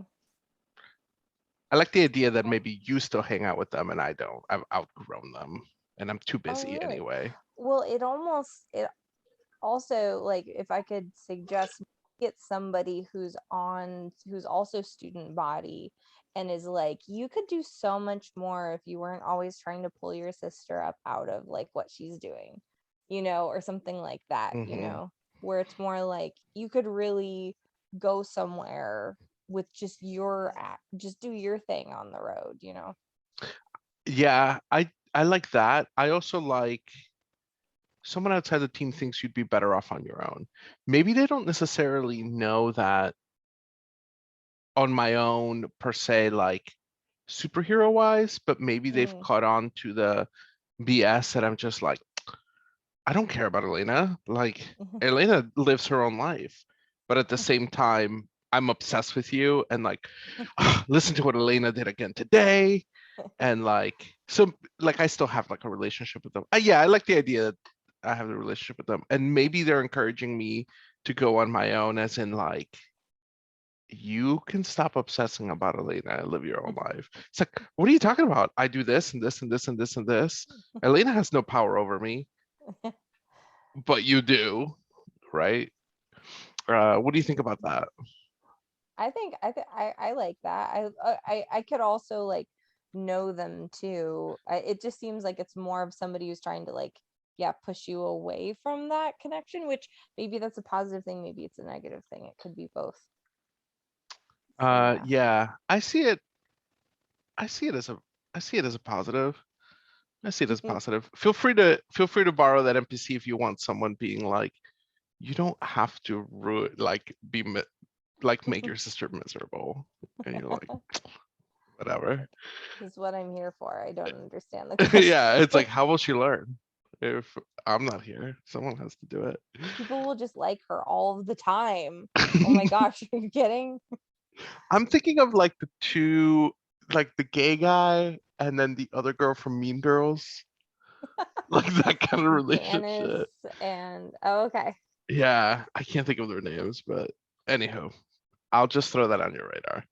Uh, I don't want to take away your narrative authority. I'm just pitching you ideas. No. Feel free. Cool. Who or what did you have to give up because of your connection? I think that I feel like I had to give up my individuality. Like I think our parents push me to look out for you, and maybe they have either blatantly or not so blatantly put this pressure on me to be the good child. And so I feel like I have given up my individuality, but I really haven't. Right. Apart from your powers, what keeps us together? Sibling rivalry or siblingness. And then we're both part of this team. So, and I think we really do care for each other. You said, right? Yeah. And then why do you care about the team? I think we do get things done.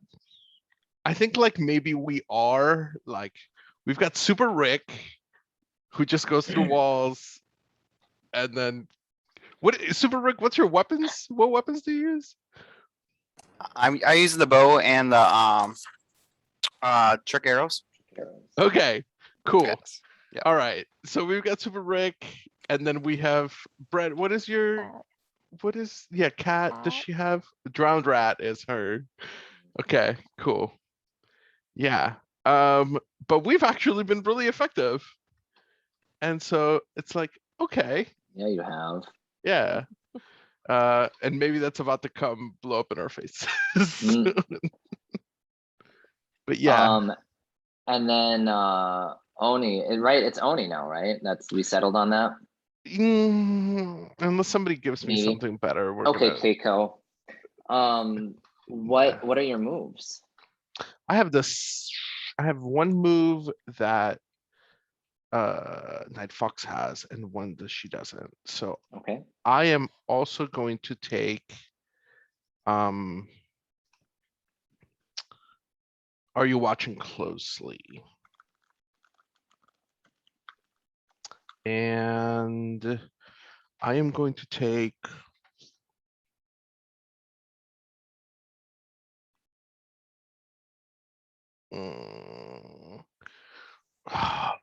That I've seen the using team selfishly be a really interesting one in play, but I also nearly took the +2 to rejecting people's influence. I think both of those can also apply to like being a bossy student government person.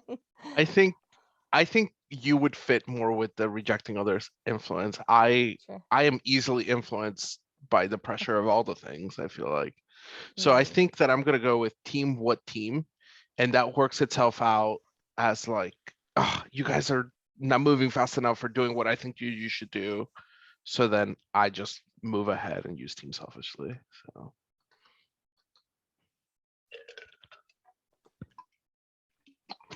Awesome. And then your and then I get a move for my playbook, which is yeah. called Bonds and Distinctions. Mhm. A character creation, you start with 2 of a kind. 2 of a kind is a bond. When time passes, you and your other half gain influence over each other. When you or your other half pierces the other's mask, mark a condition to take a 10+. Oh man, and I have the move that's specifically about piercing masks. What does your It's move gonna do be for it's gonna piercing be mask? tense. I can give you a -2 just off the bat. Yeah. Yeah.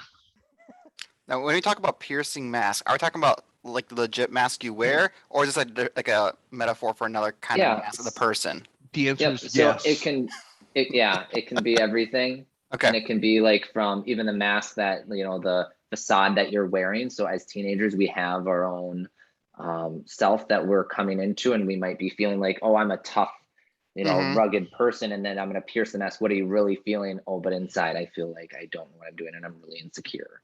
It's technically the name of a basic move. So one of the basic move that is it uses mundane. Mhm.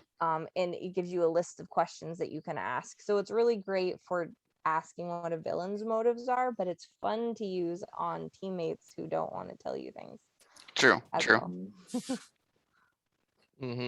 So it seems like I always get it out of you, which is fictionally appropriate.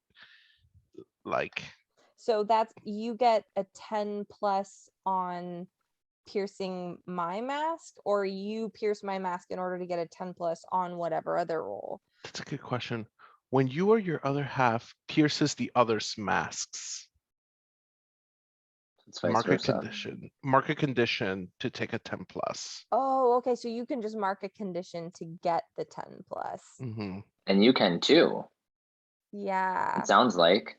That does make a lot of sense for Mhm. me having then the nobody knows what's going on with me because my sister's always yanking the business out. Like she's always knows what's going on. It seems like I'm the only one that can really get the truth out of Yeah. you, right? That's awesome. Yeah. And then we get another bond, and this one has to do with more like how we function when we. So I'm not sure. Help me pick here, Danny, if you would. One is called the fastball special. When you perform or coordinate fighting maneuvers with your other half, say who takes the lead and who assists. The leader rolls the adult move, overwhelm a vulnerable foe, and the assistant Ooh. marks a condition. Yeah, so we are super effective in battle. The other Oh. one is powers activate. When you and your other half pull your powers, say who takes the lead and who assists. The leader unleashes their powers with your combined freak of maximum +4. The assistant shifts savior down, mundane up.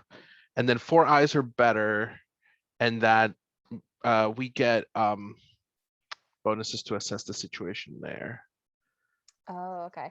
So the one is like you can combine freak powers, but I like the fastball special. I like fastball special too. As soon as I read it, it was like, Like it's like we yeah. put our differences aside, and then it's like we overwhelm that foe. So Michael, you're gonna get to use an adult move after all, Oh, yeah. or you're gonna get to see an adult move in action, Awesome. overwhelm a vulnerable foe.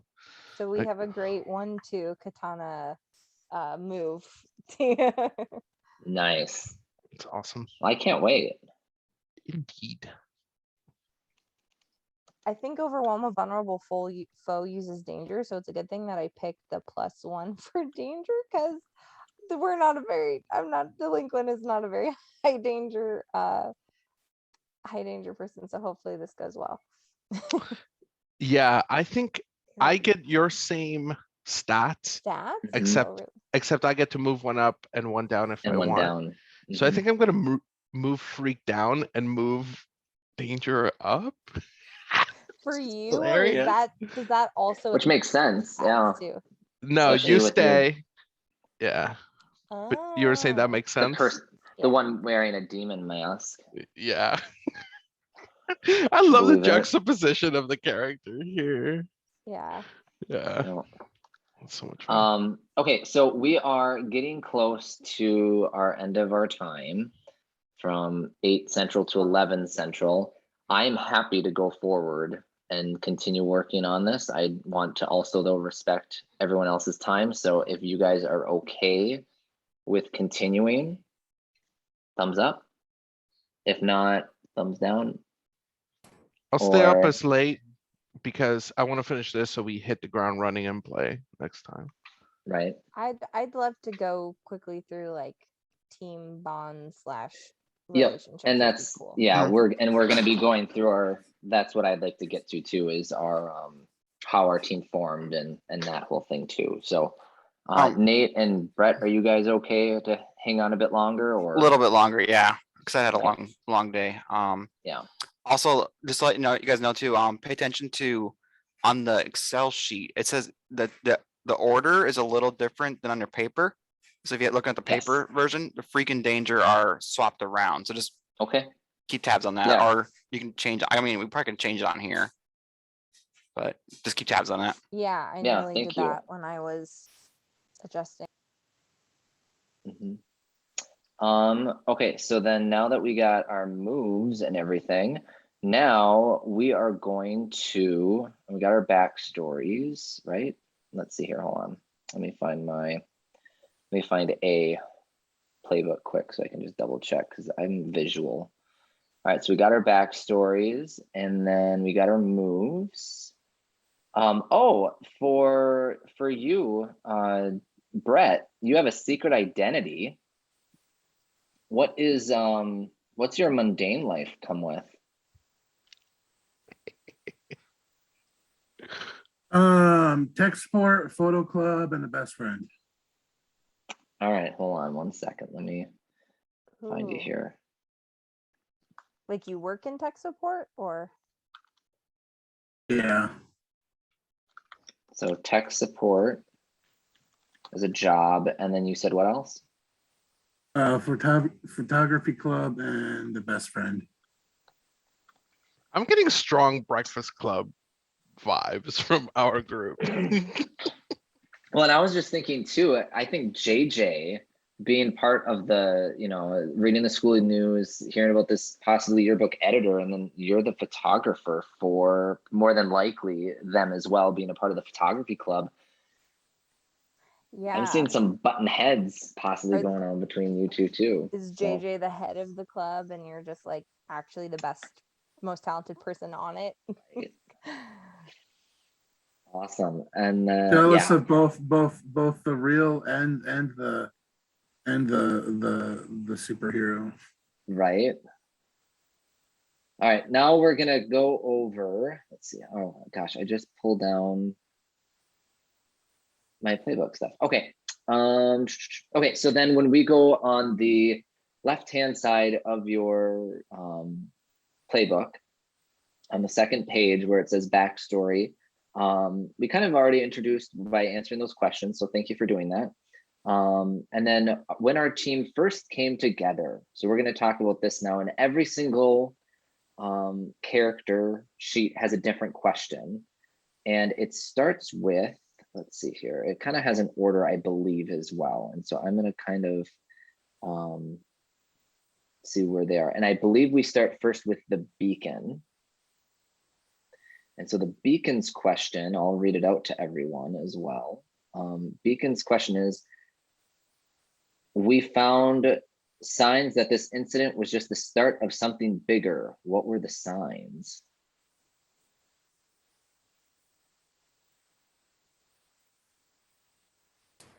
I'm not sure how to answer that on top of my head, to be honest. Yeah. So if you all have ideas, I would welcome them. Can you repeat the question one more time? Yep. Let's see here. And I believe, and Danny and Cisco, that's correct, right? Beacon starts Yeah. with the team questions. Okay. Actually, there's a specific order that's different Right. than the playbook order. Is it? Okay. Yeah. What I is think that the one? Because I kind of goal felt like too when I starts- read that, I'm like, Yeah. that's kind of lands you right in the middle of the plot when you don't even know how you came together.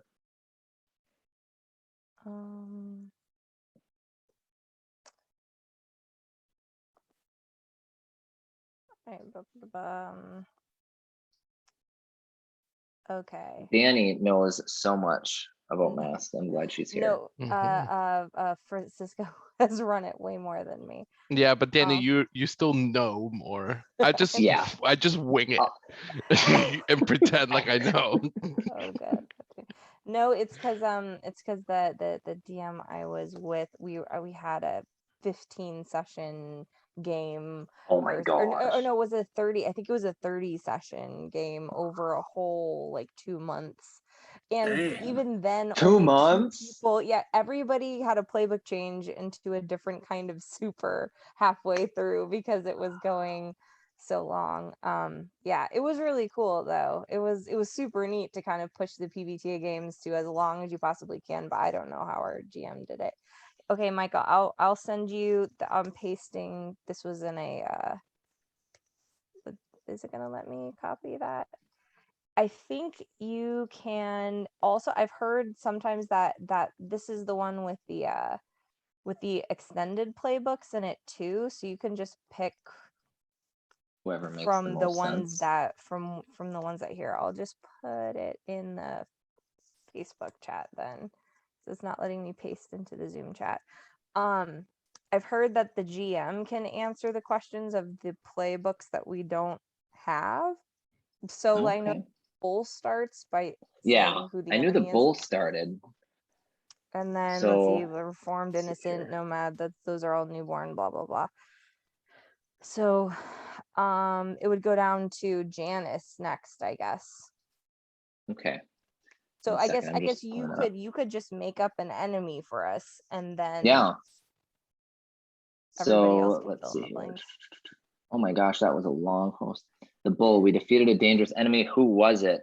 Or what was it? I'm gonna say that for just to answer that question, I'm gonna throw that out there for ideas. Any ideas? Who did you guys fight with? Because I feel like that's fairly important. Our nemesis. Well, you threw out the idea of like a not a low power, so maybe it wasn't an alien invasion. Maybe it was like some gang on the streets or something.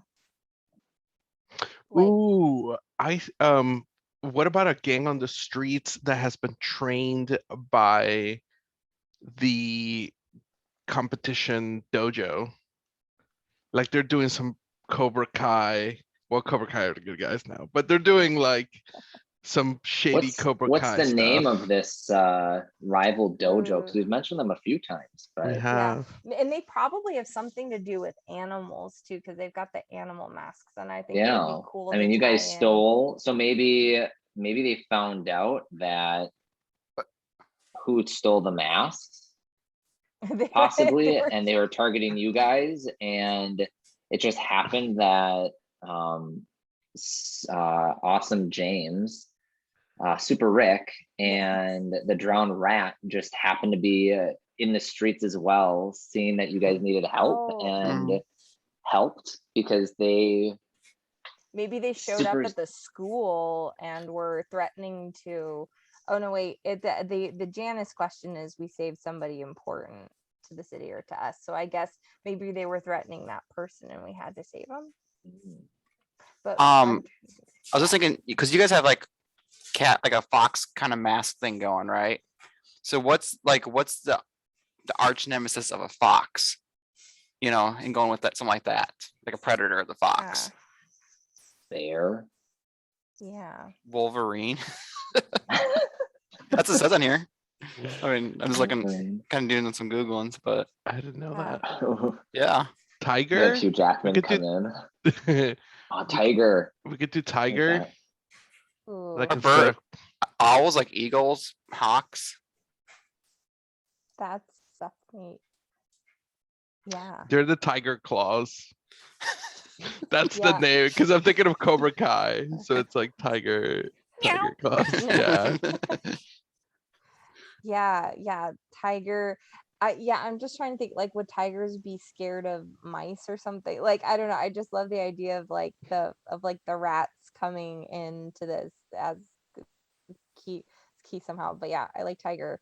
What is The Tiger Claws, we'll call them. Yeah. The yeah. tiger Or claw. the just the tiger's claw. And Oh, the that's name of tiger's the- claw is way scarier. That sounds like the nemesis name right there. The Mhm. tiger's Yeah. claw. Yeah. And that's the name of the gang that everybody knows is put out by this school, but nobody actually, like, they're not officially connected. Yeah, Well, I'm look. gonna pitch that like maybe our nemesis, one of the like evil NPCs is the teacher of the school. And he's like, using the students to like and of course he's Yakuza. Of course. He's Yakuza, right? But yeah, that's gonna be my pitch. If you guys are down with that. So he's the he's the teacher at the and the Tiger's Claw, that's the gang within the dojo then, and the dojo guess is called so. something else. Yeah, maybe it's like it's just Tora Sensei's like fighting. It could be like Halcyon fighting something. I or something. I'm trying to think of a fun studio name. I think maybe they go by the Tigers. Yeah. Oh, true. Yeah, it's just the tigers. Yeah, or it's just the Tigers. Yeah. and And the that's Tiger's Claw is the name of the Mhm. school. Yeah. there's the Yeah, gang. I was thinking when you were talking about like the teacher battling the teacher, I was thinking of like Scott Pilgrim movie. I don't know if you've seen that one, versus the world, basically. That's kind of had that imagery. Like that's a very I love that movie. Yeah. It's a great movie. And then let's see here. Gosh, I'm like Toro Sensei Where is am a I good thinking? name. Or you could even have it like the group is the Tigers, but then like the leader, not the sensei, but like the leader of the group is like he's the Tiger's claw, like he's the head of this group. I like that. That's great. So the I- tiger is the. And he goes to our school. He's Oh, like the most definitely. prodigious Oh, student. absolutely. I think maybe he's calling himself the Tiger's Claw. Like, and all the other students are calling him that. But maybe if the sensei were to find out, he'd be like, "No, are you? Like, you're not all that hot." He's Maybe the bumbler of the group. So maybe do you guys then just want to you guys fight this tiger's claw? That you have a run in with him and maybe his posse of friends that are also kind of masked as well, and that. Yeah, I was gonna say, do we know who the Tiger's Claw is, or is it that their identity is also like secret? Because I like the idea of just not knowing exactly who it is. I think, yeah, I like that idea because then it kind of gives the impression that at school that like there's a lot of talk, there's a lot of buzz, but no one really knows who it is, who's owning up to it. There's some rumors. It's this one person, and it might be that one, which it probably isn't that one person, and they get a lot of hate. And there's just a lot of drama with that. You know. And they go to our I like school that or a idea. different school? Where do we go? Ooh. I don't know if we know. Well, because Ooh. I think that this is a thing that happens like on a big scale that involves the whole Mhm. team. And I think the parents are like, this is a terrorist attack. And we're like, no, this is actually, they were targeting us too because of something bad we did. But the parents are like, what is this horrible thing happening? Of course, the parents have no idea, right? In teenage Yeah. superhero fiction, yeah. I like the idea that we have superhero conflict within the school, but then maybe we have like some petty ass mundane teenage conflict with the other school too. Mhm. I'm gonna pitch that to you, Michael, that we have some big rivalry with the other school, and it's very tangible and Yeah. salient. Oh, Yeah. definitely.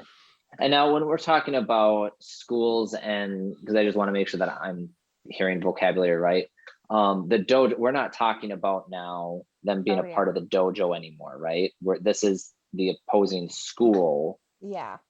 Is that correct? Because I just want to make sure that that's clear, because I know we were talking about the tiger gang kind of being within the dojo, and then there's this tiger claw.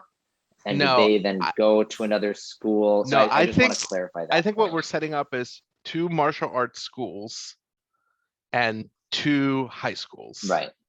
Right. So what the martial arts schools, the good guys, is run by Keiko's and Elena's parents. Mhm. And then the sensei, the head teacher of the other dojo, is like our Okay. He's totally nemesis. like the teacher at our rival high school or something. like Oh, that. that's cool. Yeah. But a lot of the students from what I'm going to pitch is that a lot of the students from this rival martial arts school actually go to our high school so that there Oh. is, I like the in school sort of like Michael said, like who is who, like, are you with us or are you against us? And maybe that's What would kind be- of what- I think I like that as far as, because I Yeah, it think if doesn't we're have to be adding 2 another- dojos and yeah. 2 schools, I think it's going to become very confusing. So I think if we had Okay. 2 dojos and they're going to the same school, Okay. Okay, and yeah, that's that where the works. conflict is, I think that kind of it lessens the confusion, I think, a little bit, especially for me, it's- because I'm like, wait, whose school are we at now? It's literally Cobra Kai, or literally a Cobra Kai series. It's literally what it is. Yeah, we all need to go and watch Cobra Kai to prep for our next weekend. But I was just thinking too, Michael. I don't know. This is the idea for you, but what if you made like, I don't know if it's for a later mass game. If you do something like this, make one of us like the Tiger Claw, but no one else knows on the actual team. You know, Yeah. all the players, and so we have to like kind of mask it the whole time that we're the Tiger Claw, you know. Maybe Super Rick is. This is the beauty of PBTA. You can like do that. You could spin that into a playbook change, Mhm. and it's like it's suddenly revealed that you're the Tiger Claw, and now you're a super powered. I went from being a beacon to a legacy in Oh my gosh. playbook because I inherited a super suit that unlocked my latent superpowers or something Mm. like that. That was from another one. So it was like it was awesome. super fun to go from no powers to a bunch of gosh. powers. But yeah, Do we have an alignment too, like they do in D&D? Is there such a thing as alignment in Mask? Okay. It's a good question. Um, though. We are, I would say that in general, because you guys are team superheroes, that you're not villains. So you're not like chaotic evil, for example, where you want to take down the world and destroy everyone. If that makes sense. Or chaotic, is it that chaotic good? There's such thing No. as chaotic evil. No. Okay, so I I need don't know. I don't play a lot of clarification. D&D. So I need some clarification. So who's the Tigers? Who or what is Tiger's Claw? I think if I'm understanding this right from what I'm hearing, and the Tiger's Claw is the name of a person, and that they have their own little, I guess, mini high school friend, like motor gang, so to speak. It's like the Hawk from Cobra Kai. Yeah. I mean, he's like the head. He's like the head, but Yeah, he's but for the us, head. so Yeah. but for us, no one knows actually though. Yeah. Yeah. Okay, so They're so Tiger's rival, so Claw. and they're all part of the rival dojo. Okay, so what is the Rivals Dojo name? That's a good question. Okay. I'm not sure.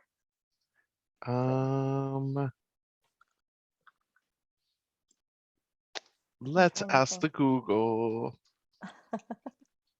Oh yeah, because then I was trying to, but I guess after because the Tiger's Claw is who we fought in this Mhm.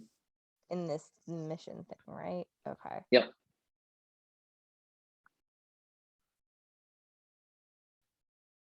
But it was like a big deal. So maybe they had help that we don't know. Well, maybe, okay, so here's, I'll pitch this to you guys. So you guys stole, the twins, you stole these masks that obviously had great power from this dojo, from this rival gang. Could it be possible that they're amassing supernatural artifacts, and so they're robbing different places? They're like they're actively searching for this for a nefarious purpose, and in getting power. And that's maybe we fell on, like, you guys kind of saw that and then came to the plans, and they're like, and I mean, I guess we don't know how you guys all got Yeah. together yet, but I'm going to pitch something. I'm going to pitch that those masks that we stole actually belong to like our family, like our ancestors. And we were like, this is now a family thing.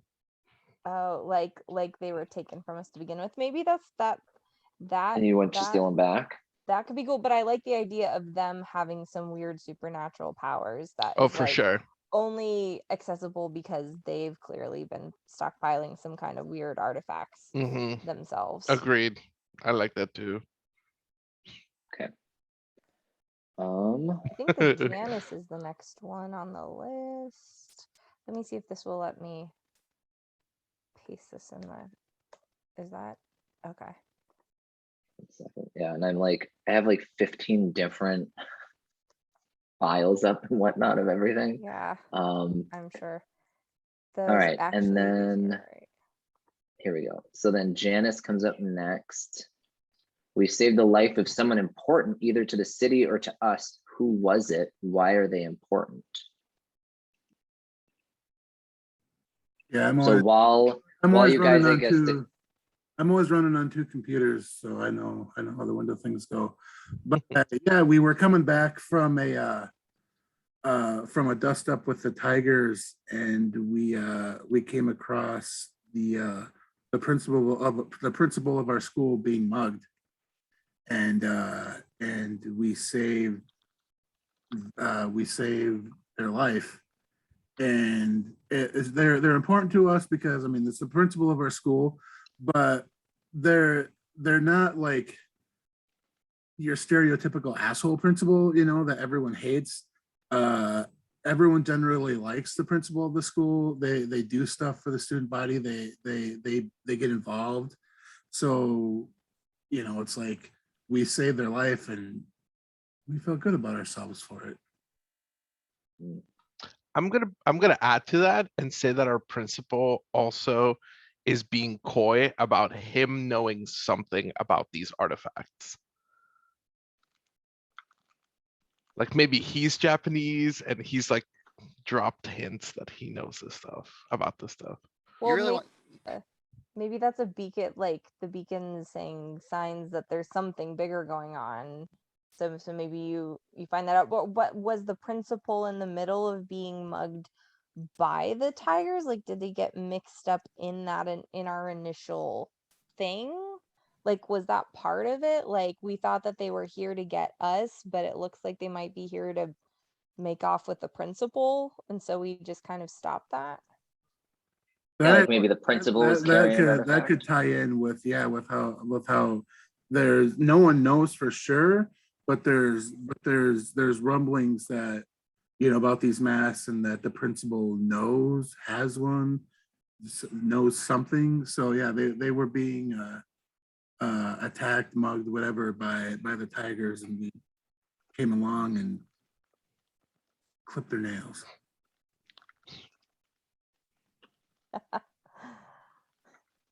Yeah, maybe he was I have trying some to nail clippers. giant cat nail clippers. Maybe he was trying to play superhero and or sneak in there and take these masks away from the bad guys, and he got in over his head. He's just an old man. One thing that I Like still that. want kind of questioned here is, and help me if maybe it's going to be in another question later on, but what ties the sisters, the twins, with Cat and or not Cat? Is it Cat? Yeah, Cat. Yeah. Yeah, and then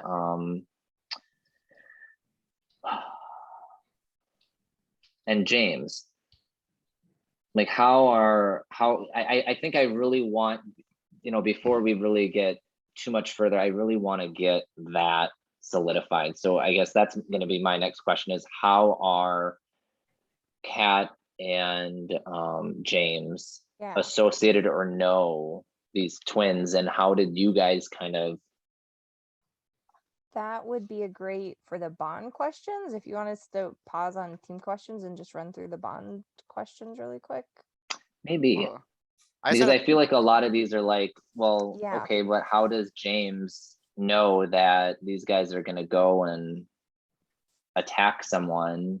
Oh yeah. You know what I I mean? assumed Like, that all 'Cause I- this was happening at the school, like Mhm. that these people were turning up, like either, and they just happened to be attacking a class that we happen to be in, but nobody would know that it, you know, or either a class that we're in, or maybe it's a school assembly where the principal is there and there's all of these like masked assailants showing up, and then us four are the ones that happen to just kind of respond. What if, I was thinking too with the principal thing too, what if he was kind of like the head of our dojo in a sense? Because like we rescued, you said like we rescued him, like he was being attacked, something like that. Maybe he was like, all right, I'm making a super Mhm. team with you guys. And maybe like if you guys want to, like even I could be like kind of like the principal can kind of come to me like because that sense of like because I can face, you know, I can face, so I can kind of Mhm. do this stuff already. So I'm kind of like his go-to for like check. I don't know, like I'm just gonna throw it out there, something like that. Keep the And principal idea. and then going along with that, then like yeah, he was doing a thing like that, and Kat was there as part of the photography club to take pictures for the yearbook. Ooh, getting things in action. Mhm. So this was happening where again? Like, how did the principal kind of get us all together? I assume it We was were some school assembly of some kind, but I don't know what about. well, we were trying to set up a connection between the principal and the dojo, right? Or at Oh least no, Nate. I think he just meant like the head of our group, like our team. Mhm. Whatever we're gonna do, yeah, because I mean, the principal has something to do with it. I think if we can tie it all together, that would help us a lot. Kind of figure out even, then that'll help us figure out the backstories too for everyone else. So Okay. kind of the principal kind of maybe that the way that we got together was that the principal got you guys together. Maybe he knows the twins, he knows, He and if knows the he's p- he affiliated knows the with the parents. dojo, The and he knows, parents, yeah, he knows the parents, and because Kat's parents know, maybe I the principal knows then, and Yeah, What- I think on our I'm gonna pitch you guys this and see what you think. I think on our like opening run comic book, I think that Elena and Keiko maybe found the principal talking to our parents and like a very heated discussion. There's clearly a connection there, and we don't know what it is. What do you What think if- about that? what if the principal is like related to them somehow, but we don't know that because we just never knew that for years, and all of a sudden, you know, we somehow then discovered this, you know, and when we Sure. something like that. Or I was thinking either related or maybe he was their teacher. Ooh, wait, at the school or like the dojo teacher? That the principal is this older man who taught our parents, not the parents. like an old at high master or school. Yeah. something. Yeah. And What do you that's why think? the Tigers took him and, you know, attacked him or whatever it was. Something but that, he doesn't tell, but the school, at the school, we just think he's a pushover principal dude. Right. So are we saying then that all of your parents then had superpowers at one point too for him to know? I Were think our maybe parents part of a superhero team? Okay. that would be Oh cool my to find out. I think our parents Oh my goodness. maybe are more tapped into like the knowledge of the artifacts and the mystical, but maybe they didn't necessarily don any sort of like artifacts. like they But were maybe forced- they did. like Star Wars, like they're force sensitive, but not actually have the force. Or Well, they maybe they're probably like, know. They probably know about their existence, but if the principal started our super team, then he knows that we're using them, and our parents don't know that we have the masks. Mhm. At least, but I like the idea, but I like the idea of connecting it to you guys too, because I don't want it to just be like the our backstory, you know.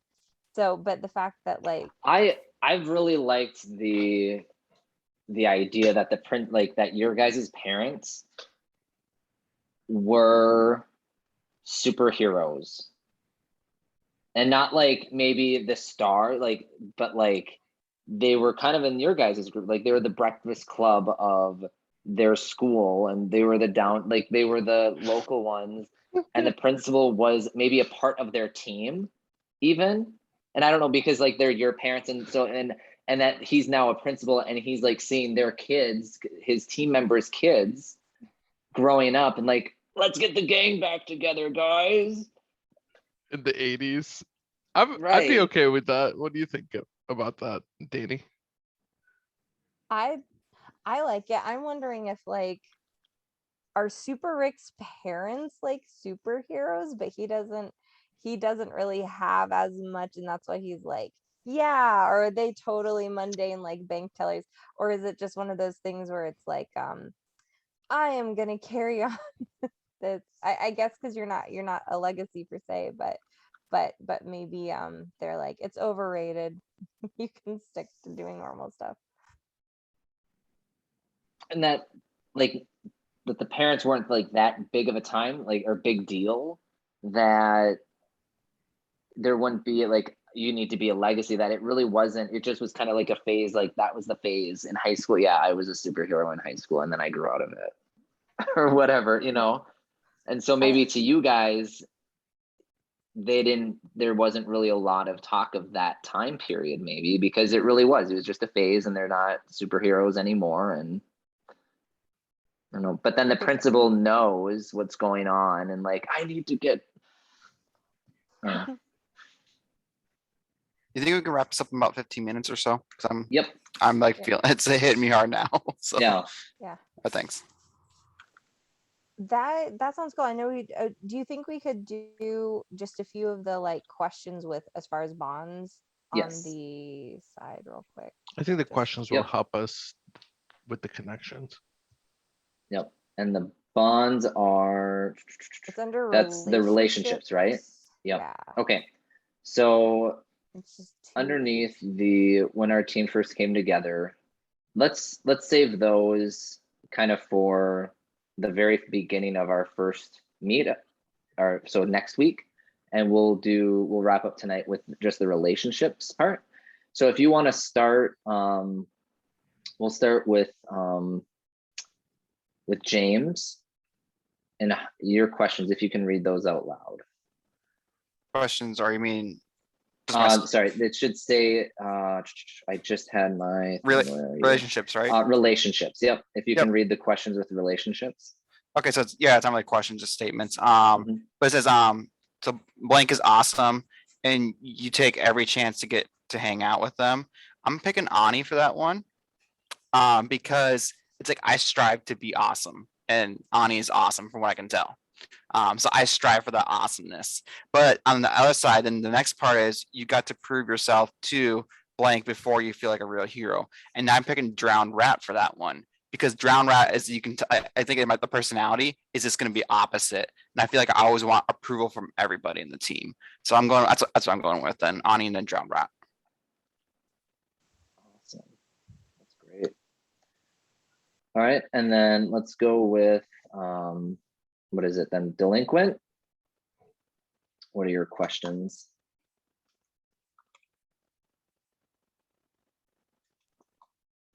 Okay. You keep trying to impress blank with your antics. I think that Alina is always trying to impress Kat with her antics, because Kat is pretty even keel. Like, she just seems like, yeah, she can do all this, but she's like pretty, seems secure in herself in a way that Alina is just not. And so like she's like, hey, I can do, yeah, like always trying to be like, look what I can do, isn't that cool, without saying that. And then Kat's probably like, how useful is that? Like, you have fun with that.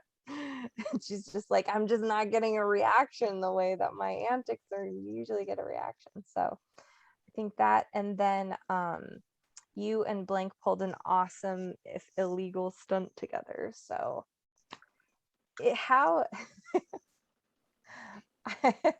I love the idea that to do one of these, like, and also I'm not super creative as far as like super rule breaking, but I was like, it would be great if I could have talked Rick into, or talked James into like, this is totally legal, come on, it's fine, or something like that. And I don't know if that's like putting faces on things or hijacking the intercom, or I'm trying to figure. I trying to think figure out asking him to phase in to grab something for you, like maybe something was confiscated and you're like, can you just, I left this in here, can you just phase through really quick? And you know that that was actually confiscated, or that's not yours, but you're like, trying to convince him can to you phase just- through to get it for you. Can you just unlock this door? I think it's like getting him to unlock the door for me to the intercom. And then yeah, I'm like, I'm supposed to do the announcements today. I don't know, the guy's sick. And then like, And of course, I can use my superpower. I'm like, totally do it. Like, let's go. Yeah. I needed Super Rick to do this. And then I just say something stupid and then Rickroll everybody. That's what I just play it. And Ooh, everybody's like, what? yeah. That'd be a move for me. I Rickroll people. That's what it that's what it, maybe you're gonna stop me and I'm like, you know what you could do. That can be the name of your bow, the Rickroll. The Rickroll. Yes, because it does. It has trick arrows too. That's right. Yeah. Oh my gosh. That's awesome. Glitters. Yeah. Glitter bomb arrows. The Rick roll. Are you kidding? Okay. Yeah. So you definitely Every shot I unlocked- gotta sing the song. Yeah. As the arrow Awesome. doesn't make the sound. It goes, never gonna bring you. All right, Kat, what are your questions for relationships? Blank knew you from your civilian life first. I'm gonna tie that in with how do you say it? Alina? It's just, I think it's Alina. Alina. Because yeah, she's just like doing this random stuff and like trying to, she's trying to gain my approval or whatever. And some of the stuff she does makes for some really interesting photographs. So Do got I like know? a folder of her craziness. So would I know? Oh, it's Cat. Because I'm always trying to impress Drowned Rat, but maybe I know Oh, Kat okay. from the yearbook, because you always put in a page of like crazy stuff that's going on, and it's always like something that I've done. I'm always like, hey, and I like try and like do something wild to get into the yearbook to impress. But like it's something I'll even talk to the team like, yeah, maybe Kat will get a picture of this, and I've spray painted something on the side of the school, or I don't know. Yeah, like a combo of that and the hero stuff, and then I'm gonna actually loop that into my second question. Mm. You refuse to tell Blank your secret identity when asked, and I'm gonna say Keiko on that one, because like she has noticed the pictures and stuff and is like, how is she getting some of these? Drowned Rat, are you really Cat? No. Can we Mhm. flip that and say, because I have a bond for us, can we flip that and say that we're actually friends at school, but I've asked you pointedly, like, are you Drowned Rat? Like, are you and I like teaming up at night? I think that's you. And you were like, no, I'm not Drowned Rat. Would you be okay with that? That'll work. Yeah. Okay. Because one of my questions is, when you have problems with your other half, you talk to Kat. And I think I'm in yearbook as one of the 100 things that I'm involved in. Like, we're in yearbook class together. What do you think about that, Brett? Yeah. Okay. And I won't stop talking about Elena. Um, and Brett, would you say that Kat has kind of like a laid back, kind of like introverted personality? Of course, she works in tech support and she's a photographer. So yeah, And she's an emo too. and she's got She's that not emo look. emo. No, but she does have that.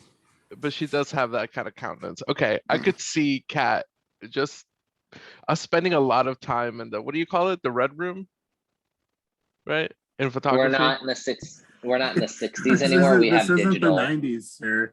That's The true. This development. is the 2000s. But I think maybe in photography, computer lab. Yeah, Oh, but Cat's Yeah, in in the there. Cat's computer in there lab. working on Lightroom and stuff, and Keiko's just like got the seat. She's sitting Slater style next to her, just like. And then my younger sister did this, and I like the idea that I am like convinced that you are Drowned Rat, and I talk to you, and you're just like, I don't know what you're talking about. Like, is that cool? Is that cool? All right, awesome. yeah, that works. Awesome. And then you are jealous of the relationship between your other half and James, and you keep trying to interject yourself. So I think for James, that makes perfect sense, because you say you want to hang out with me all the time, right? And I think we hang out a bunch, but I'm trying to prove that I'm cooler. Yep. I'm like that annoying friend who's like, I just want to hang out, dude. Just want to hang out. And you're like, Yeah. Okay. And I'm totally down as long as, like, I get to prove to you that I'm cooler than Mhm. Elena, right? Alina. I Alina, think sorry. No, Then it's- Alina. Yeah, yeah. Well, or like every time you're like, so what did you? I was like, oh, Rick phased into the or we're doing something and I'm like, have a key for something. And you're like, well, oh yeah, Rick got it for me out of the thing. And you're like, what? When is this happening? I was with you all day. And I'm like, oh yeah, I was in lunch period. Or like, I oh think yeah, Rick did that. some Can of I our just really quick? Yeah. I just have to interject here for a minute because I just made the connection of Rick Roll and Rick Phrase.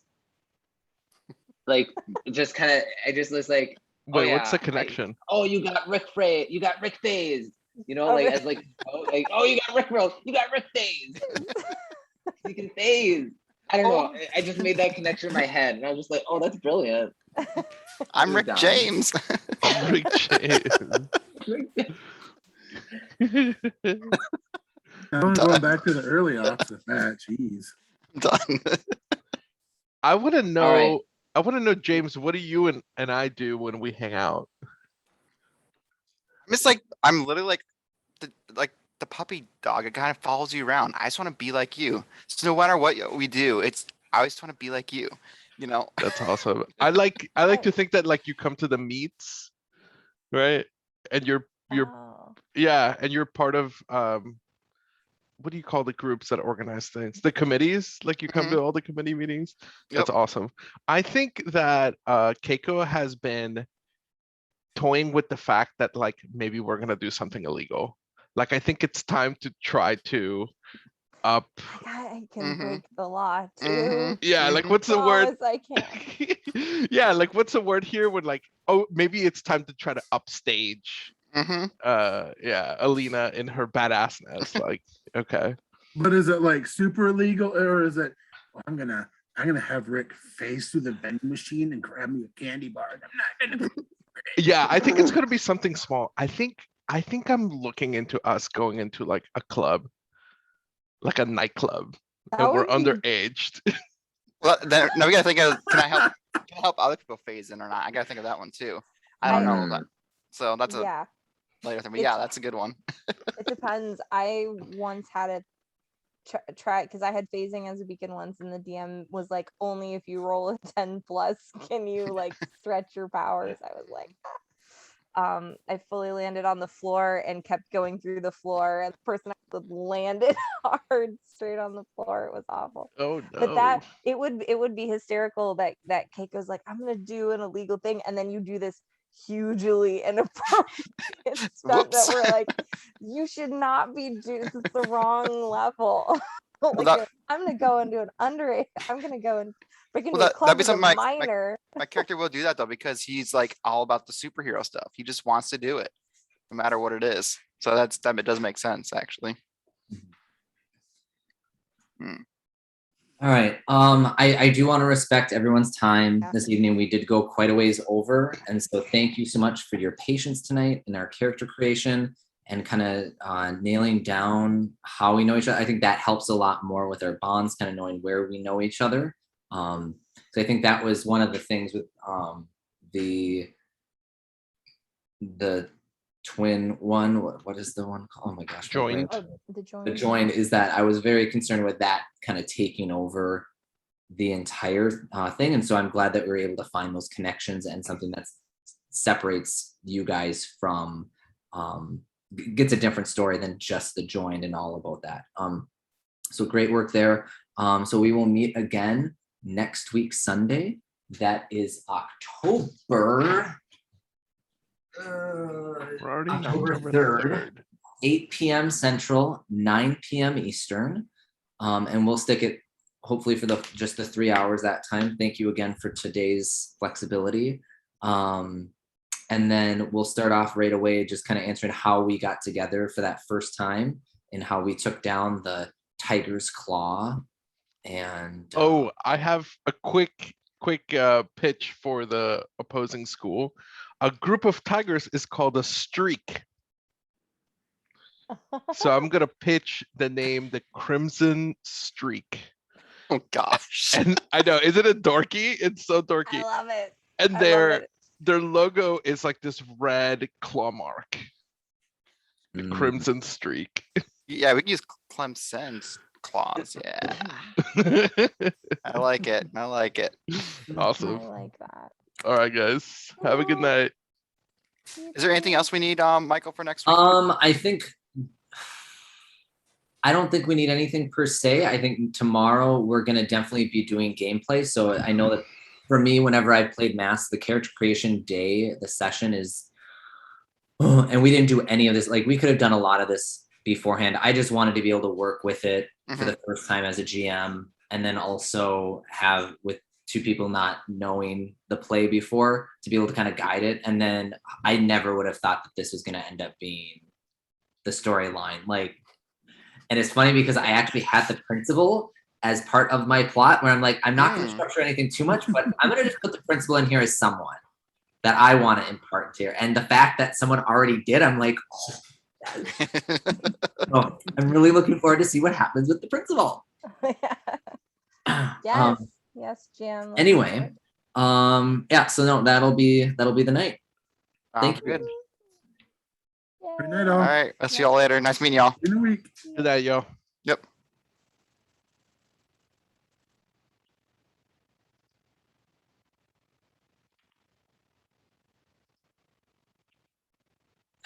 I was like, What's "Brett." up? Oh, How was that? you can stop recording. Oh yeah, let's stop recording.